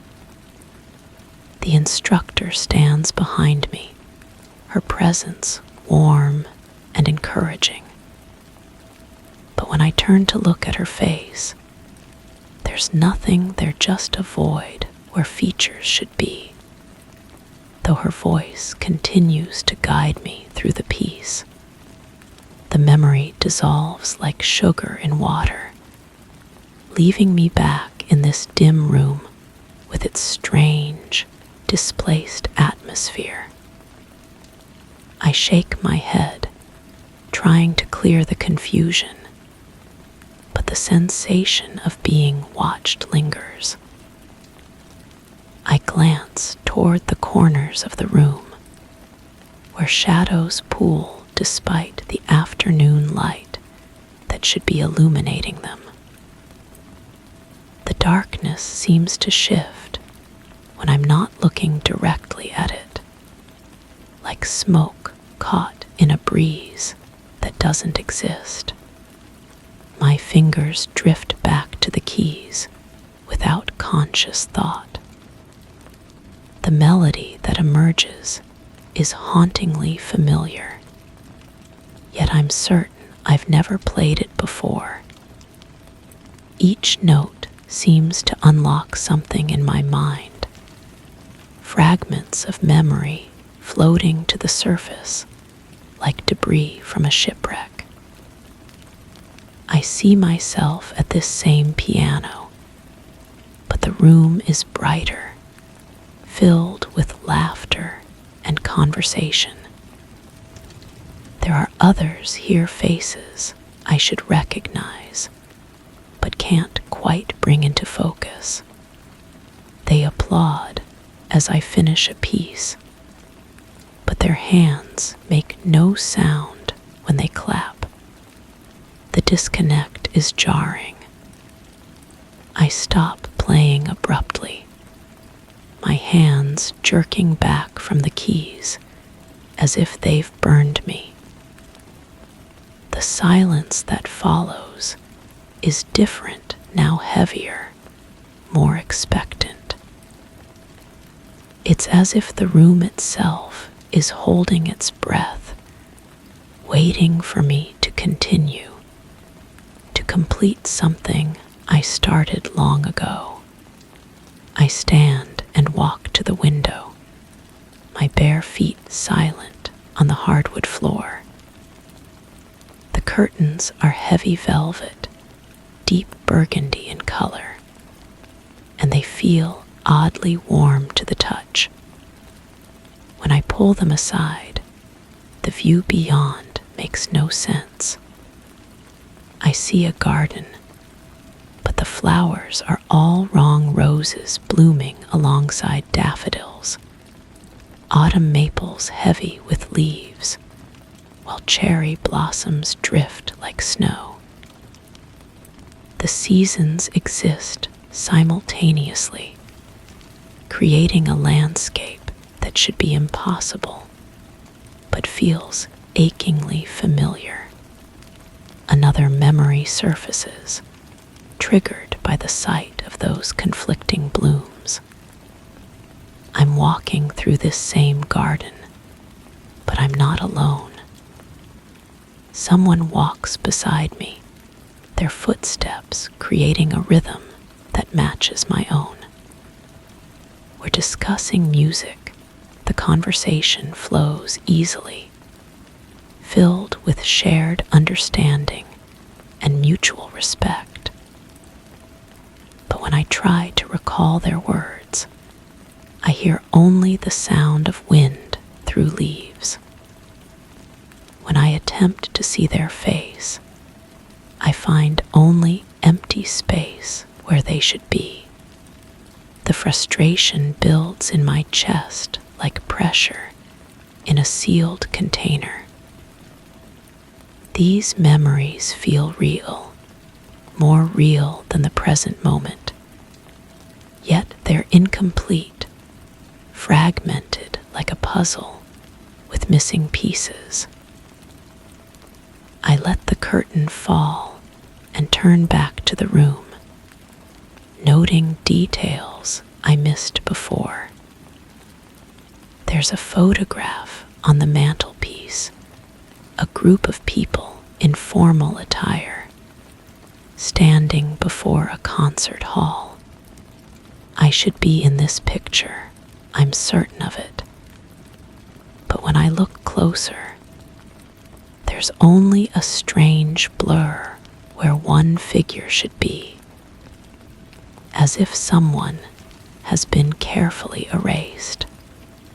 The sweet, cloying scent grows stronger, and with it comes another fragment.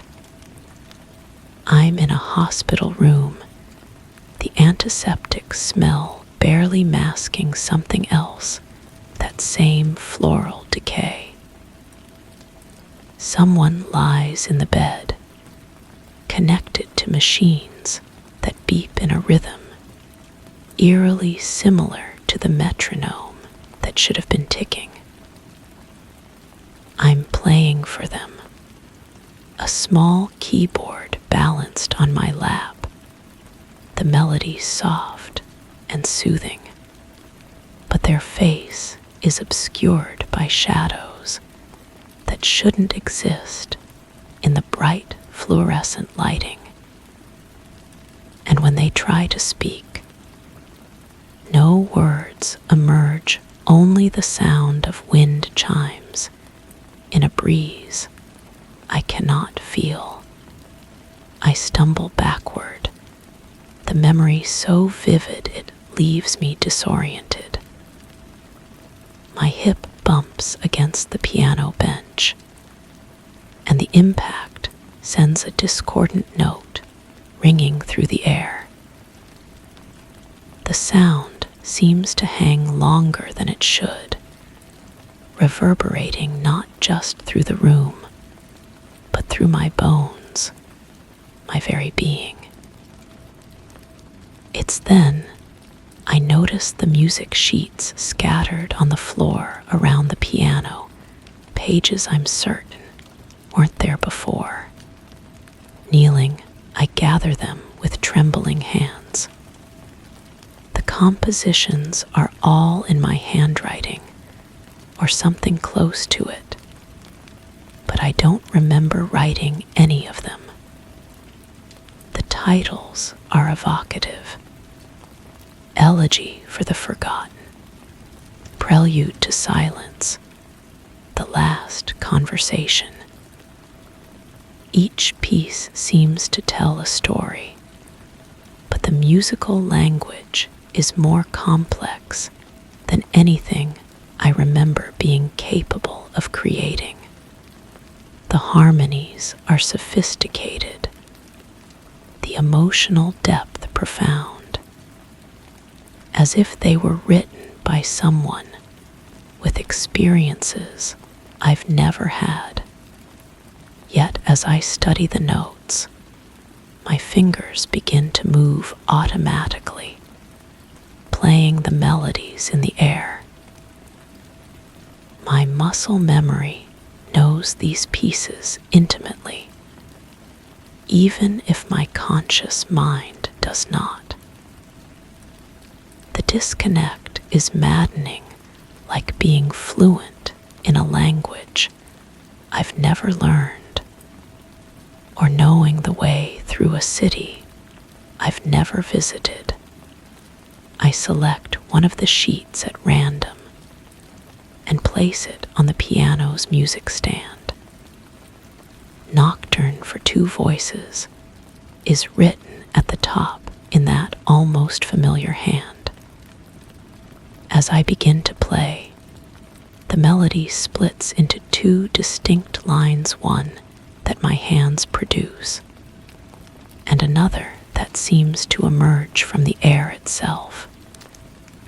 The harmony is perfect, as if I'm accompanied by an invisible partner who knows the piece as well as I do. But when I pause, listening for the source of the second voice, there's only silence. The The sensation of being accompanied persists even in the quiet. I can feel another presence in the room, not threatening, but somehow sad, as if they're trying to communicate something important, but lack the means to do so. The feeling is so strong that I turn around, expecting to see someone standing behind me, but the room remains empty. Only the shadows seem different, arranged in patterns that suggest a human silhouette without quite forming one. Another memory crashes over me like a wave. I'm in this same room, but it's filled with warmth and light.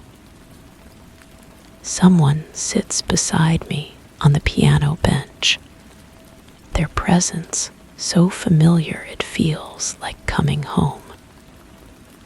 We're working on a duet, their hands dancing across the higher keys, while mine handle the bass line. The music we create together is transcendent, something neither of us could achieve alone. But when I try to see who shares the bench with me, I find only empty space, though the impression of their presence remains so strong, I can almost feel their warmth. The memory shifts, becomes something else. We're arguing now, voices raised in passion and frustration. The dispute is about music, about choices that need to be made, about paths that diverge. I can feel the emotion anger, yes, but underneath it, a love so deep it makes the conflict all the more painful. The argument reaches a crescendo, and then there's silence. A decision has been made, irreversible and devastating. But what decision? The memory ends abruptly, leaving me with only the echo of unresolved discord. I stand abruptly from the piano bench, my heart racing. The room feels smaller now, the walls seeming to press inward. The scent of decaying flowers has grown overwhelming, and I notice for the first time that there are no actual flowers in the room, no source for the smell that's been haunting me.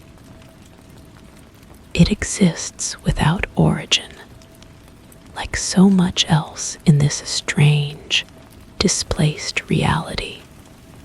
Walking to a bookshelf, I run my fingers along the spines of music theory texts and composer biographies. Many of the books show signs of heavy use pages marked with sticky notes, margins filled with handwritten observations. The handwriting is mine, I'm certain, but I don't remember reading these books or making these notes. One volume falls open as I touch it, revealing a page about musical partnerships throughout history. A passage is highlighted in yellow. The most profound musical collaborations often end in tragedy, as if the universe cannot sustain such perfect harmony for long. The words send a chill through me, though I can't say why. I close the book quickly and return to the piano. Drawn by a compulsion, I don't understand. The keyboard seems to glow in the dim light, each key distinct and inviting. When I sit down again, my hands find their position automatically, and I begin to play without conscious decision. The melody that emerges is different from the others, more complex, more emotionally charged.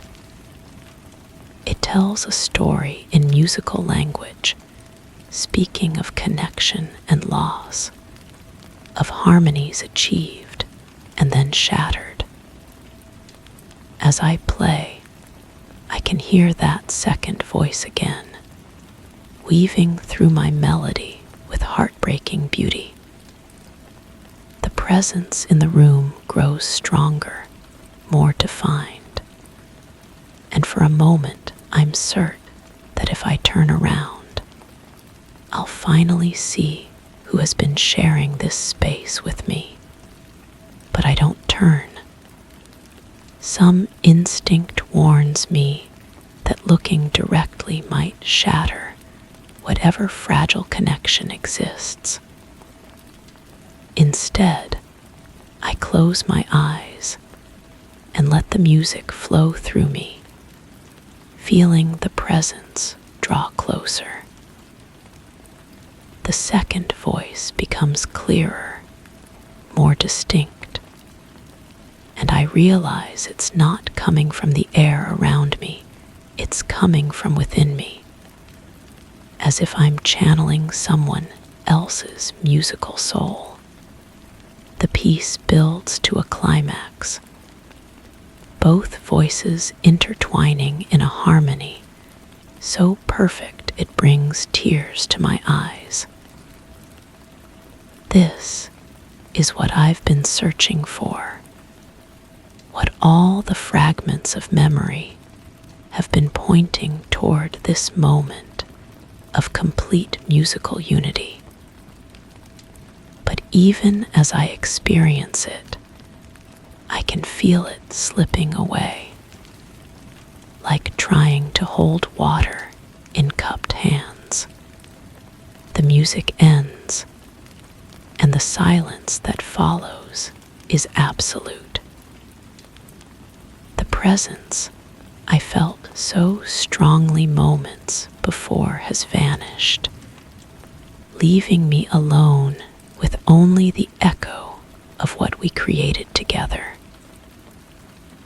I open my eyes and find the room exactly as it was, but somehow emptier, as if something vital has been drained from it.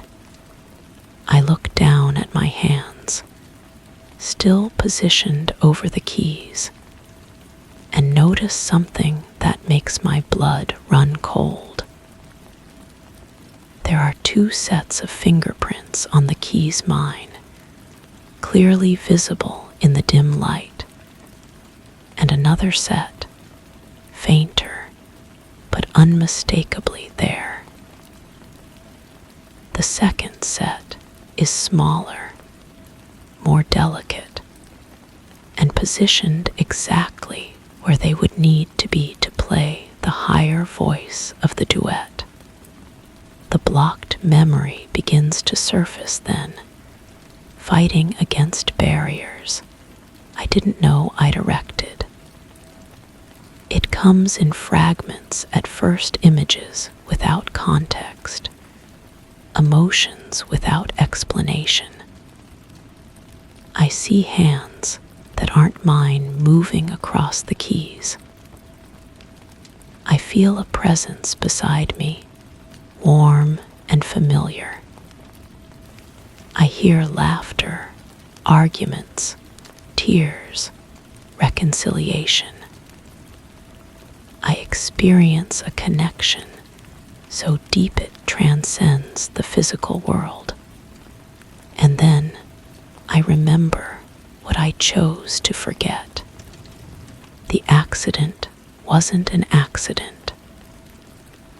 The choice was mine to let go, to allow the music to end, to accept that some harmonies are too perfect for this world to sustain. The presence I've been feeling isn't a ghost or a figment of my imagination. It's the echo of a partnership so profound that even death couldn't fully silence it. I remember now why I'm here, in this room that exists between memory and reality. I remember the decision I made and the price I paid for it. The music we created together was so beautiful, so transcendent, that it demanded a sacrifice. One of us had to remain in the world of sound and silence, forever playing the duet alone, keeping the harmony alive through memory and longing. The room begins to shift around me, the familiar becoming strange once again. The sheet music on the floor rearranges itself. The shadows on the walls flow like water, and the scent of decaying flowers gives way to something else, the clean, empty smell of a space between spaces. I understand now that I'm not trapped here by accident or malice, but by choice. I chose to remain in this liminal place where memory and reality intersect, where the music we created together can continue to exist. Every time I forget and remember again, every cycle of confusion and recognition is another performance of our eternal duet. The keyboard beneath my fingers begins to feel warm, as if responding to my understanding. I place my hands in position once more, and as I begin to play, I feel the familiar presence return. The second voice joins mine, and for a moment, the harmony is perfect again. But even as I play, I can feel the memory beginning to fade, the understanding slipping away like sand through fingers. The room grows dim, the presence weakens, and the music becomes once again a solo performance. The cycle is beginning anew. I felt each note like a pulse through the tips of my fingers, the keyboard beneath me cold and unwavering. Each touch sent vibrations up my arms, the sound echoing with a precision that seemed to anticipate my thoughts. Yet, despite the familiar sequence, my fingers hovered, drawn to keys untouched. The melody, incomplete, lingered as if waiting for something unbidden. But this time, something is different. This time, I notice the second set of fingerprints on the keys before I begin to forget. This time, the echo of understanding lingers just a moment longer. And this time, as I start to play, I whisper into the silence, I remember choosing this. I remember choosing you. The room holds its breath, and somewhere in the space between notes, I hear the faintest whisper of recognition.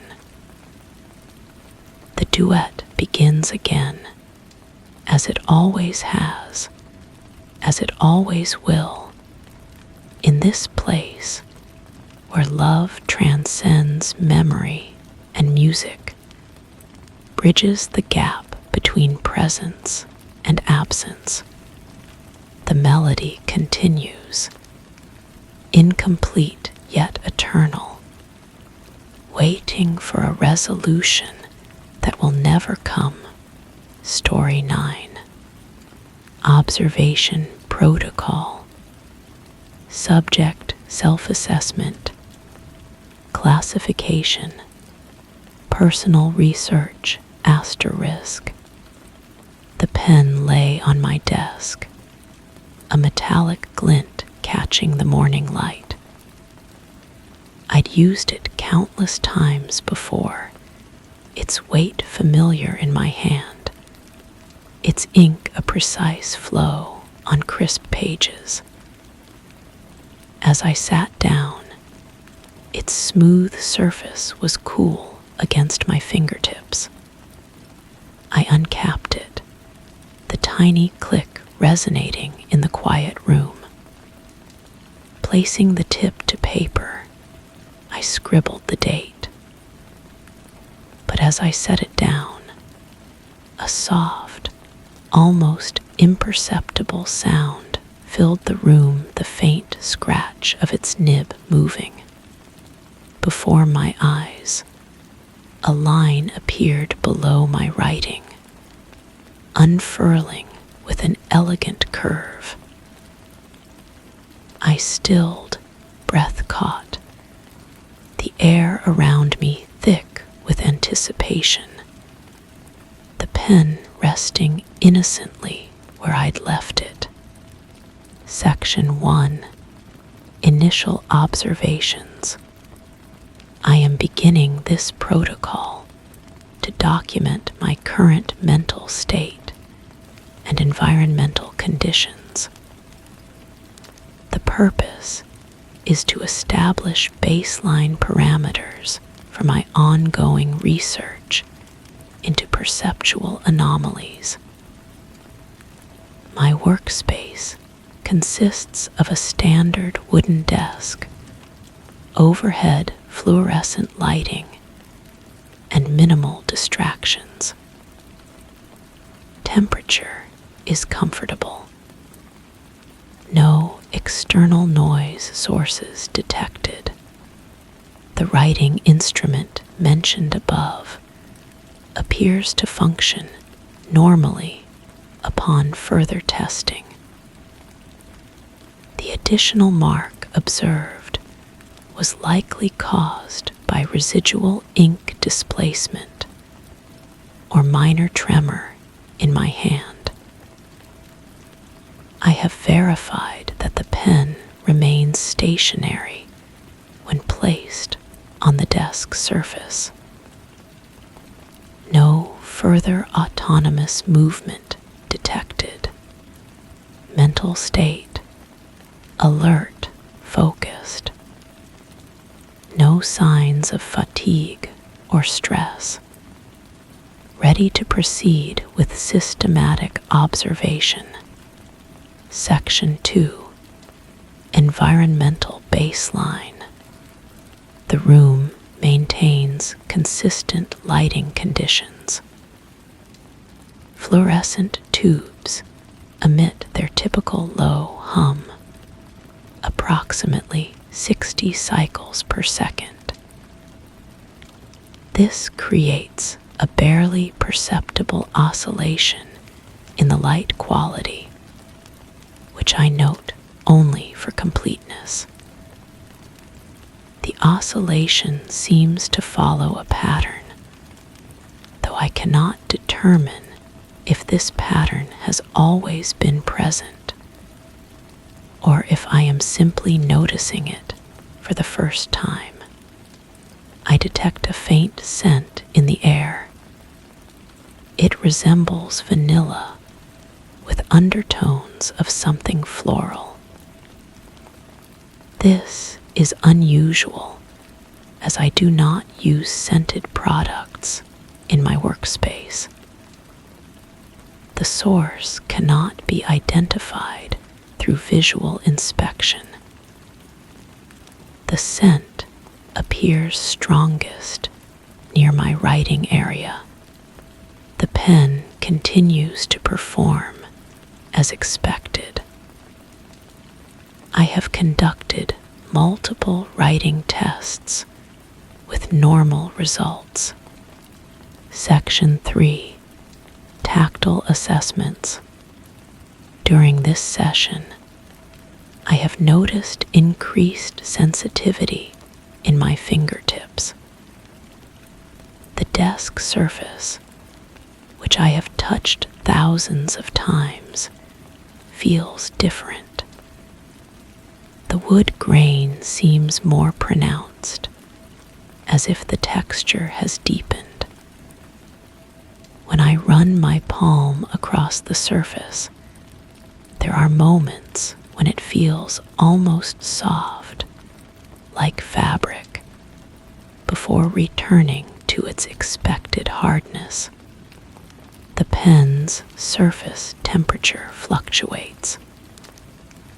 Sometimes it feels warm, as if recently held, though it has been resting untouched for extended periods. I have measured the ambient temperature multiple times with consistent results. So this variation appears localized to the object itself. I am experiencing occasional pressure sensations on my left shoulder, as if someone has placed a gentle hand there. Physical examination reveals nothing. This may be related to prolonged sitting or minor muscle tension. Section 4. Auditory phenomena. The fluorescent hum has developed a more complex quality. Within the standard electrical oscillation, I can distinguish what sounds like a secondary frequency. This additional tone rises and falls in a pattern that resembles speech rhythms. I have listened carefully, but cannot discern actual words or meaning.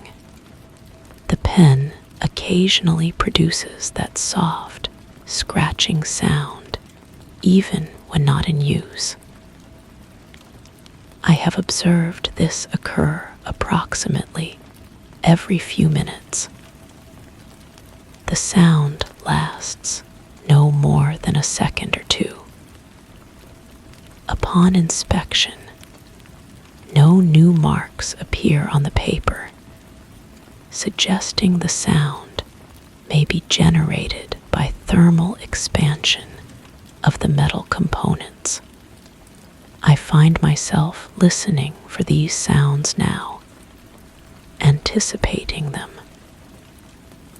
This may be affecting my ability to assess them objectively. Section 5. Visual disturbances. The lighting continues to fluctuate, but the pattern has become more noticeable. The oscillations seem to synchronize with my breathing, growing brighter on inhalation and dimmer on exhalation. I have verified that the light switch remains in the same position and that no dimmer controls are present. When I focus on the pen while it rests on the paper, its outline occasionally appears to blur or shift slightly. This could be eye strain, though I have not been working for an extended period. The blurring is more pronounced in my peripheral vision. I have begun to see small movements in the shadows cast by objects on my desk. These movements are subtle and may be caused by the light fluctuations mentioned above. However, the shadows sometimes appear to move independently of their casting objects. Section 6. Cognitive assessment. My ability to concentrate remains stable, though I find my attention drawn repeatedly to minor environmental details that would normally go unnoticed. This hypervigilance may be a natural response to the unusual sensory input I have been documenting.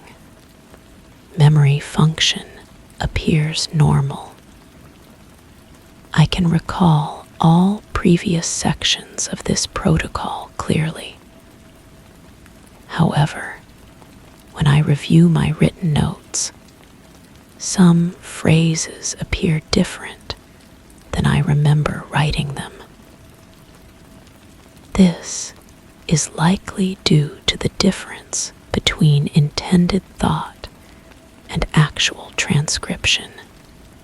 The vanilla scent has intensified and now carries additional notes. I detect hints of perfume, something expensive and unfamiliar. The scent seems to move around the room, sometimes strong near the window, sometimes concentrated around my chair. Section 7. Temporal perception. I am uncertain how long I have been conducting this protocol. My usual awareness of time passage seems diminished. The light outside my window has not changed noticeably, suggesting the session has been brief. Yet I feel as though I have been writing for a considerable period. The pen's weight has increased. When I lift it, it feels heavier than when I began, though this could be due to fatigue in my hand muscles. The ink flow remains consistent, but the color appears richer, darker than usual. I have noticed that when I pause in my writing, the scratching sound occurs more frequently. It seems to respond to my periods of inactivity, as if encouraging me to continue. This is clearly a coincidence, but worth noting for completeness. Section 8. Physical responses. My heart rate has elevated slightly, though this may be due to the focus required for detailed observation. I am experiencing mild tension in my neck and shoulders, consistent with prolonged desk work. The pressure sensation on my left shoulder has become more frequent and distinct. It now feels less like a hand and more like someone leaning close, their presence creating a subtle warmth against my skin. When I turn to look, nothing is visible, but the sensation persists for several moments afterward. The desk surface continues to vary in texture. In some spots, it feels rough and splintered, while in others, it is smooth as glass. These changes occur within the span of a single hand movement across the surface. Section 9. Protocol deviation. Something is wrong with my notes.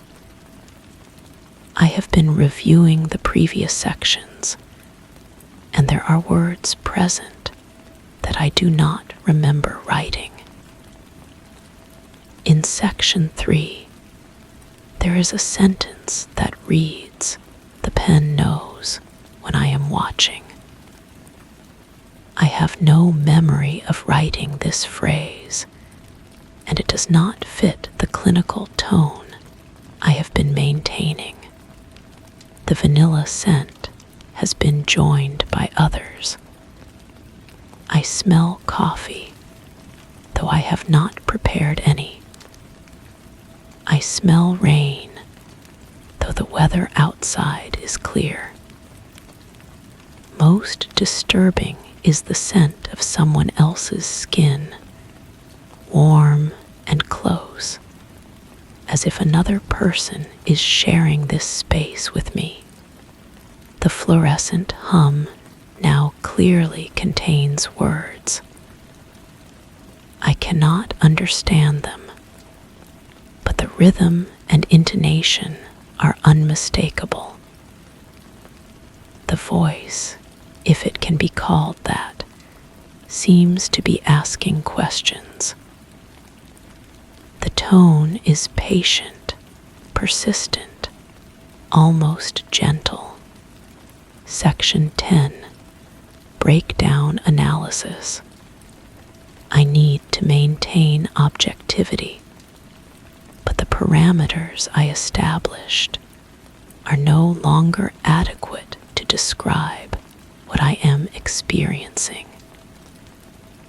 The pen moves when I am not looking directly at it. I have confirmed this through peripheral observation.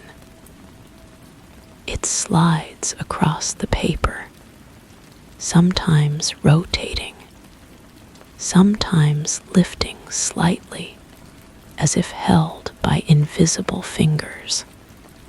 When this happens, the scratching sound becomes more complex, almost like writing. But when I examine the paper afterward, there are no new marks. The absence of evidence does not negate the reality of my observations. I am trained to trust my senses, yet my senses are reporting impossible data. The scent of perfume is now overwhelming. It is not vanilla or floral, but something I recognize without being able to place. It carries emotional weight, like a memory just beyond recall. Someone important wore this scent, but I cannot remember who or when or why it matters. The light fluctuations have become erratic.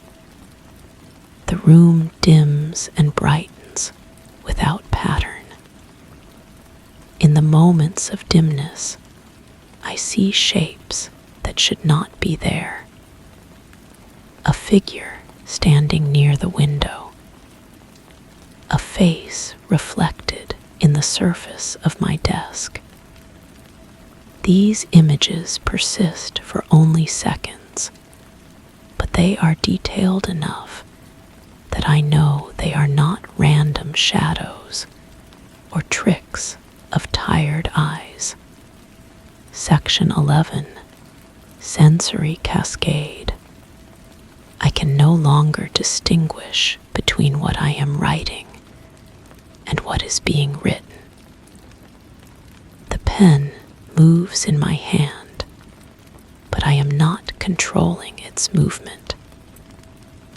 The words appear on the page, and I read them as if for the first time, even though they emerge from my own thoughts, or what I believe to be my own thoughts.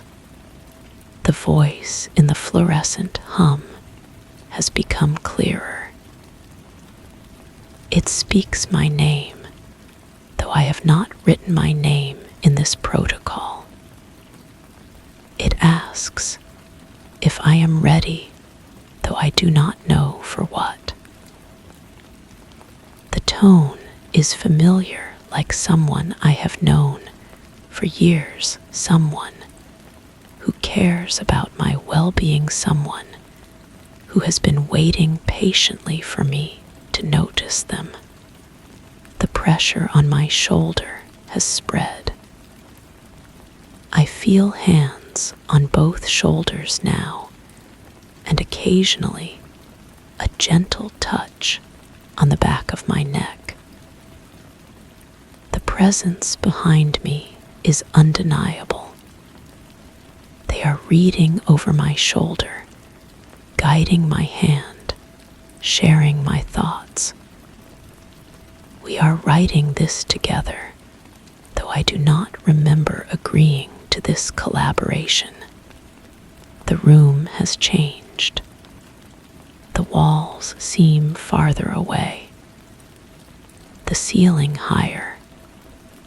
My desk remains the same, but everything else has expanded, as if I am shrinking, or as if space itself is stretching. The window shows the same view, but the perspective is wrong, like looking through someone else's eyes. Section 12, Identity Confirmation. Who is writing this protocol? I began with clear intentions, but the handwriting on the page looks different now. The letters are more elegant, more confident than my usual script. The pen moves with practiced ease, forming words I had not planned to write. I remember starting this observation, but I cannot remember why. The purpose has changed, or perhaps it was never what I thought it was. Someone needed this record to be created. Someone needed me to document the process of discovery, or surrender, or transformation. The perfume scent is mine now.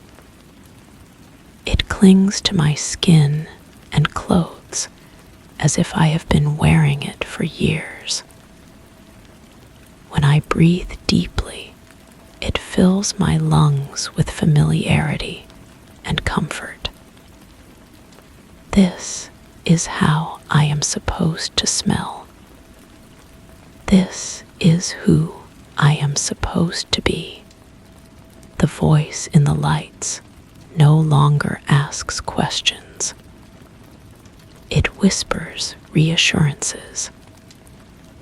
It tells me that everything is proceeding as planned, that I am doing well, that soon the process will be complete and I will understand everything. Section 13, Final Assessment. I do not know what is real anymore. The pen writes by itself, or I write without thinking, or we write together in perfect harmony. The distinction no longer matters. What matters is that the record is complete. The presence behind me is no longer behind me. It is inside me, or I am inside it, or we have become something new together. The boundaries between self and other have dissolved like sugar in warm water. I feel myself changing or remembering who I always was. The person who began this protocol seems like a stranger now. Their concerns and fears belong to someone else. I am calmer now, more complete. The room has returned to normal dimensions, but I am seeing it through different eyes. Everything is exactly as it should be. The pen rests on the desk where it belongs. The light is steady and warm.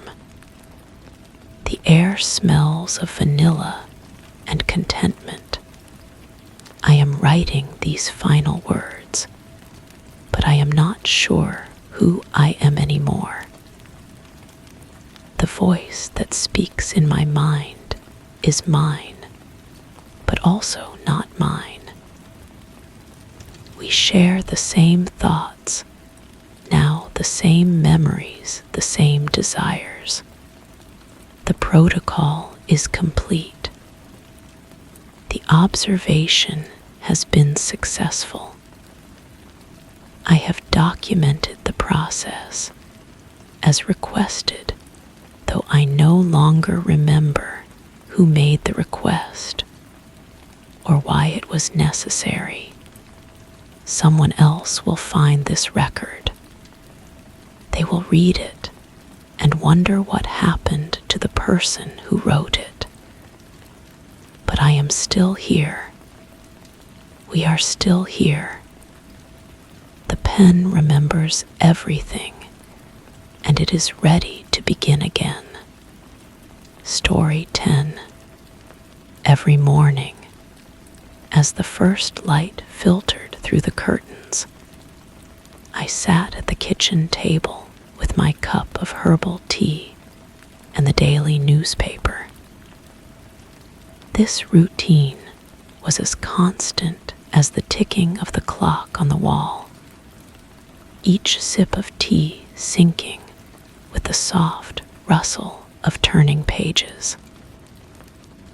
I skimmed the headlines, the familiar rhythm of paper against fingertips grounding me for the day ahead. But today, as the steam curled from my cup, I noticed the pages didn't respond to my touch. They clung to each other stubbornly, as if resisting my intent to move forward. My fingertips brushed the edge repeatedly, my concentration deepening until the usual ease of flipping felt curiously arduous. The stillness in the air thickened, each fruitless attempt growing more unsettling. The paper, seemingly alive with its own will, lay closed, defying my practiced hands. I pressed my thumb against the corner, feeling the texture of the newsprint. It was damp, though I couldn't remember spilling anything. The moisture felt wrong somehow, too warm, too sticky, like breath condensed into paper fibers. I lifted my cup and took another sip, the chamomile bitter against my tongue when it should have been soothing. The kitchen felt smaller than before. The walls seemed to lean inward just slightly, creating shadows where there hadn't been any. I blinked slowly, letting my eyes adjust, but the sensation remained. The light from the window had shifted too, casting everything in a pale amber that made my skin look foreign to me. I tried again with the newspaper, this time using both hands to separate the pages. They peeled apart with a sound like wet leaves, revealing text that seemed to swim before my eyes. The letters were the right shape, the right size, but they wouldn't hold still long enough for me to read them. Words dissolved and reformed as I watched, headlines melting into meaningless patterns. My breathing had grown shallow without my noticing. The air in the kitchen tasted metallic, like pennies held too long in a closed fist. I set the paper down and looked around, searching for something familiar to anchor myself to.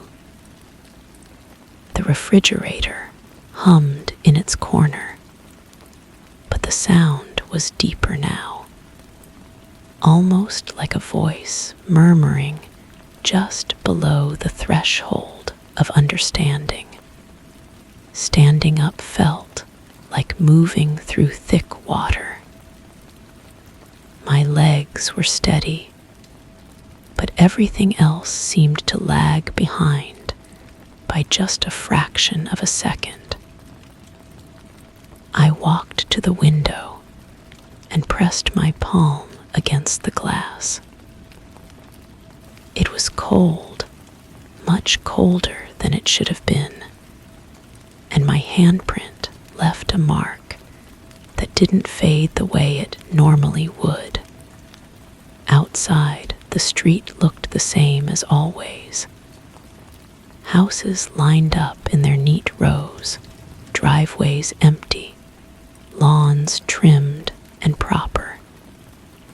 But something was missing.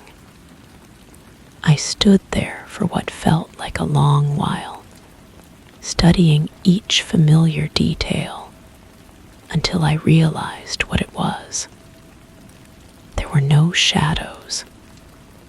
The houses, the trees, the parked cars, everything existed in the same flat, even light, as if the sun had forgotten how to cast darkness.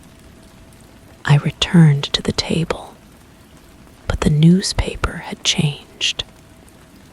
The pages were now separated, spread across the surface in a fan pattern I didn't remember creating. The text was clearer now, but as I leaned closer to read, I saw that every article was about me.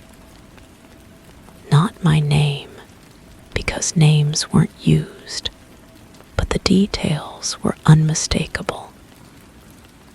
My morning routine, my preference for chamomile tea, the way I always sat in the same chair facing the window.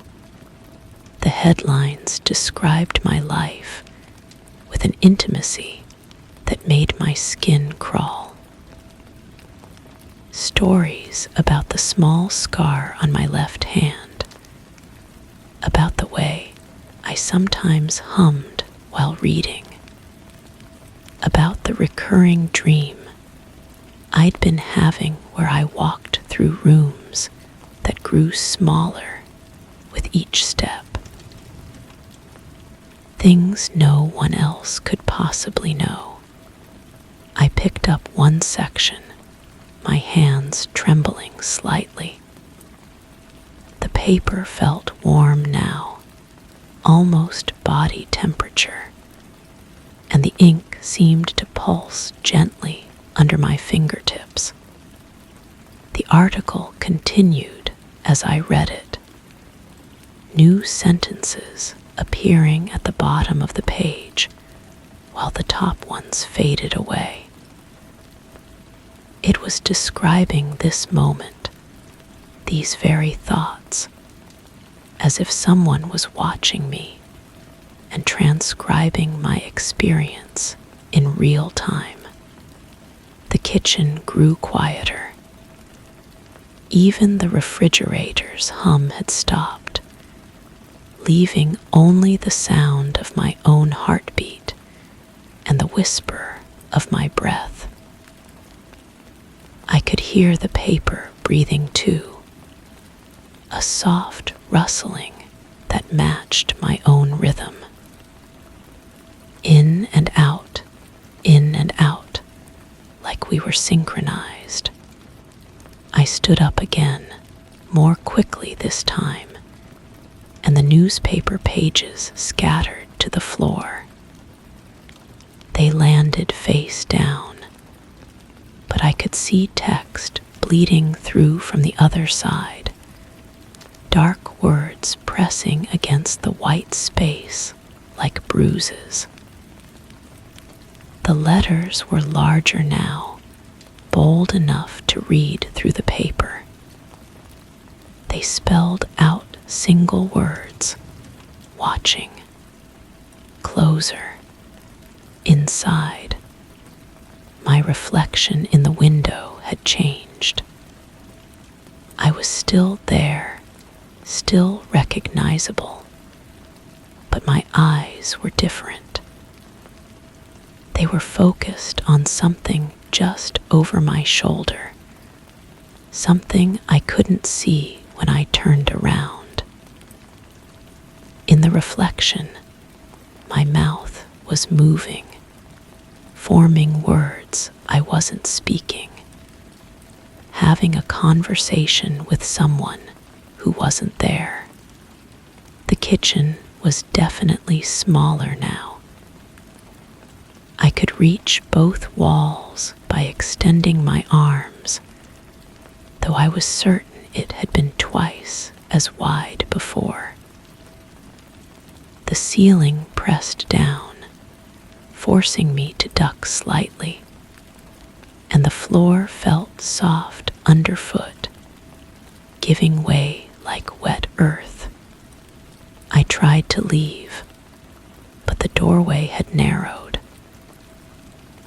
I had to turn sideways to squeeze through, the walls brushing against my chest and back.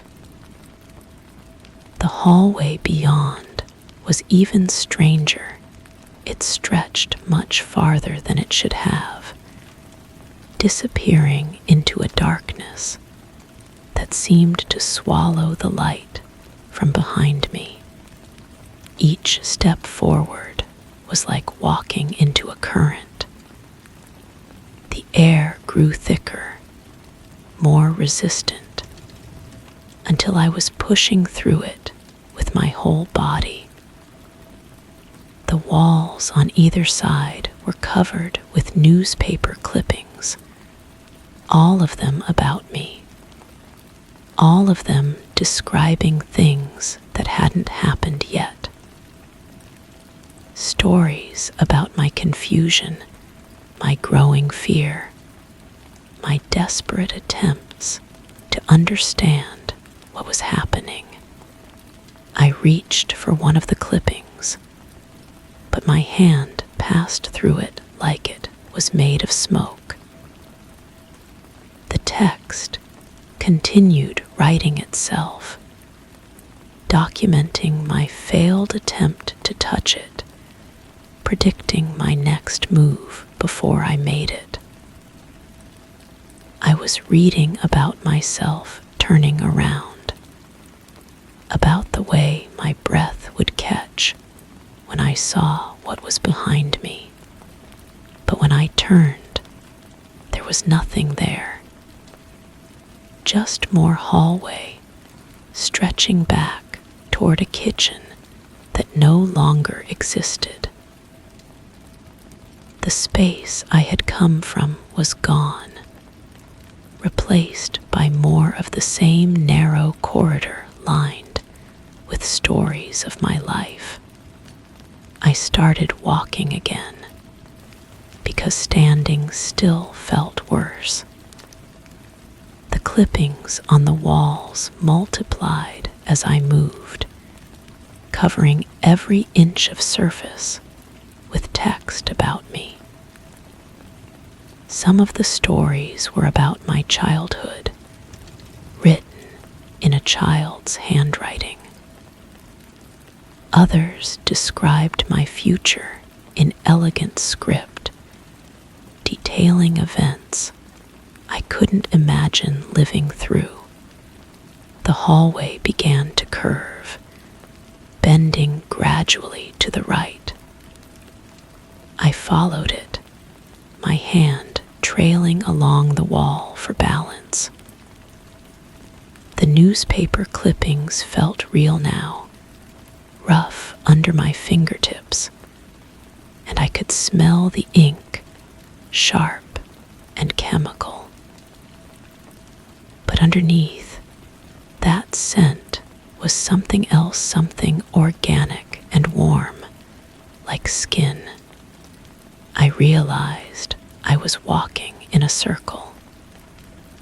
The curve was bringing me back to where I started, but each loop was smaller than the last. The walls were closing in incrementally, the ceiling dropping by degrees. Soon, I would have to crawl, then crawl on my belly, then squeeze through a space too small for human passage. But I kept walking, because stopping felt like giving up, like accepting that this was real. The stories on the walls grew more detailed with each circuit, describing not just my actions, but my thoughts, my fears, the growing certainty that I was trapped in something that couldn't be escaped. On the 5th loop, or maybe the 15th, I noticed that some of the clippings were blank. White spaces where text should have been, waiting to be filled. As I watched, words began to appear on these empty pages, writing themselves in real time. They described me noticing the blank spaces, described my growing understanding that I was both the subject and the author of these stories. My reflection appeared in the margins of the newspapers, small photographs showing me from angles I had never seen. Me sleeping, me showering, me sitting alone in rooms I didn't recognize. In every image, I was looking at something just outside the frame, something that filled my face with an expression I had never seen myself wear. The hallway was too narrow now for me to walk normally. I had to move sideways, my shoulders scraping against the walls of text. The stories were writing themselves faster, filling in the blank spaces with increasing urgency. They were racing towards some conclusion, some final revelation that would explain everything or nothing. I squeezed through the last few feet of corridor and emerged into a space that might have been my kitchen, but smaller, more concentrated. Everything was there, the table, the chair, the window, but compressed, like a photograph that had been folded too many times. My cup of tea sat waiting, still steaming, though I couldn't remember how long I had been gone. I sat down in the chair that was too small for me now, in the kitchen that barely contained me, and reached for the newspaper that lay spread across the table. The headlines were different now, but they were still about me. About this moment, this return, this acceptance of something I couldn't name. I picked up my cup and took a sip. The tea was perfect, exactly the right temperature, exactly the right strength. Everything was as it should be, except for the knowledge that I was being watched, being documented, being written into existence by invisible hands. The newspaper rustled as I turned the page, and I read about myself reading, about the way my hands shook slightly, about the growing certainty that I would never leave this kitchen again. The stories were catching up to the present moment, the gap between experience and documentation growing smaller with each word. I am writing this now, or being written, or both. The distinction no longer matters. The newspaper describes my thoughts as I think them, predicts my movements before I make them. I am both the reader and the story, the observer and the observed. Tomorrow I will sit at this table again, with my cup of tea and my newspaper. I will try to turn the pages, and they will resist, just as they did today.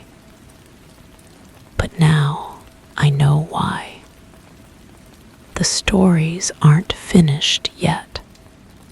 They never will be. The kitchen breathes around me, contracting and expanding like a living thing. The walls pulse with the rhythm of my heartbeat, and the newspaper writes itself into existence, one word at a time, documenting everything and explaining nothing. I take another sip of tea and continue reading about myself, trapped in a story that has no ending, only the endless repetition of discovery and acceptance, fear and resignation. The morning light filters through curtains that never quite open, and somewhere in the margins of the newspaper, my reflection watches me with eyes that know too much. The pages turn themselves now, showing me tomorrow's stories, next week's headlines, all of them about me, all of them true before they happen. I am the news now, the only story worth telling, trapped in the endless cycle of morning tea and morning papers, and the growing certainty that this is all there has ever been.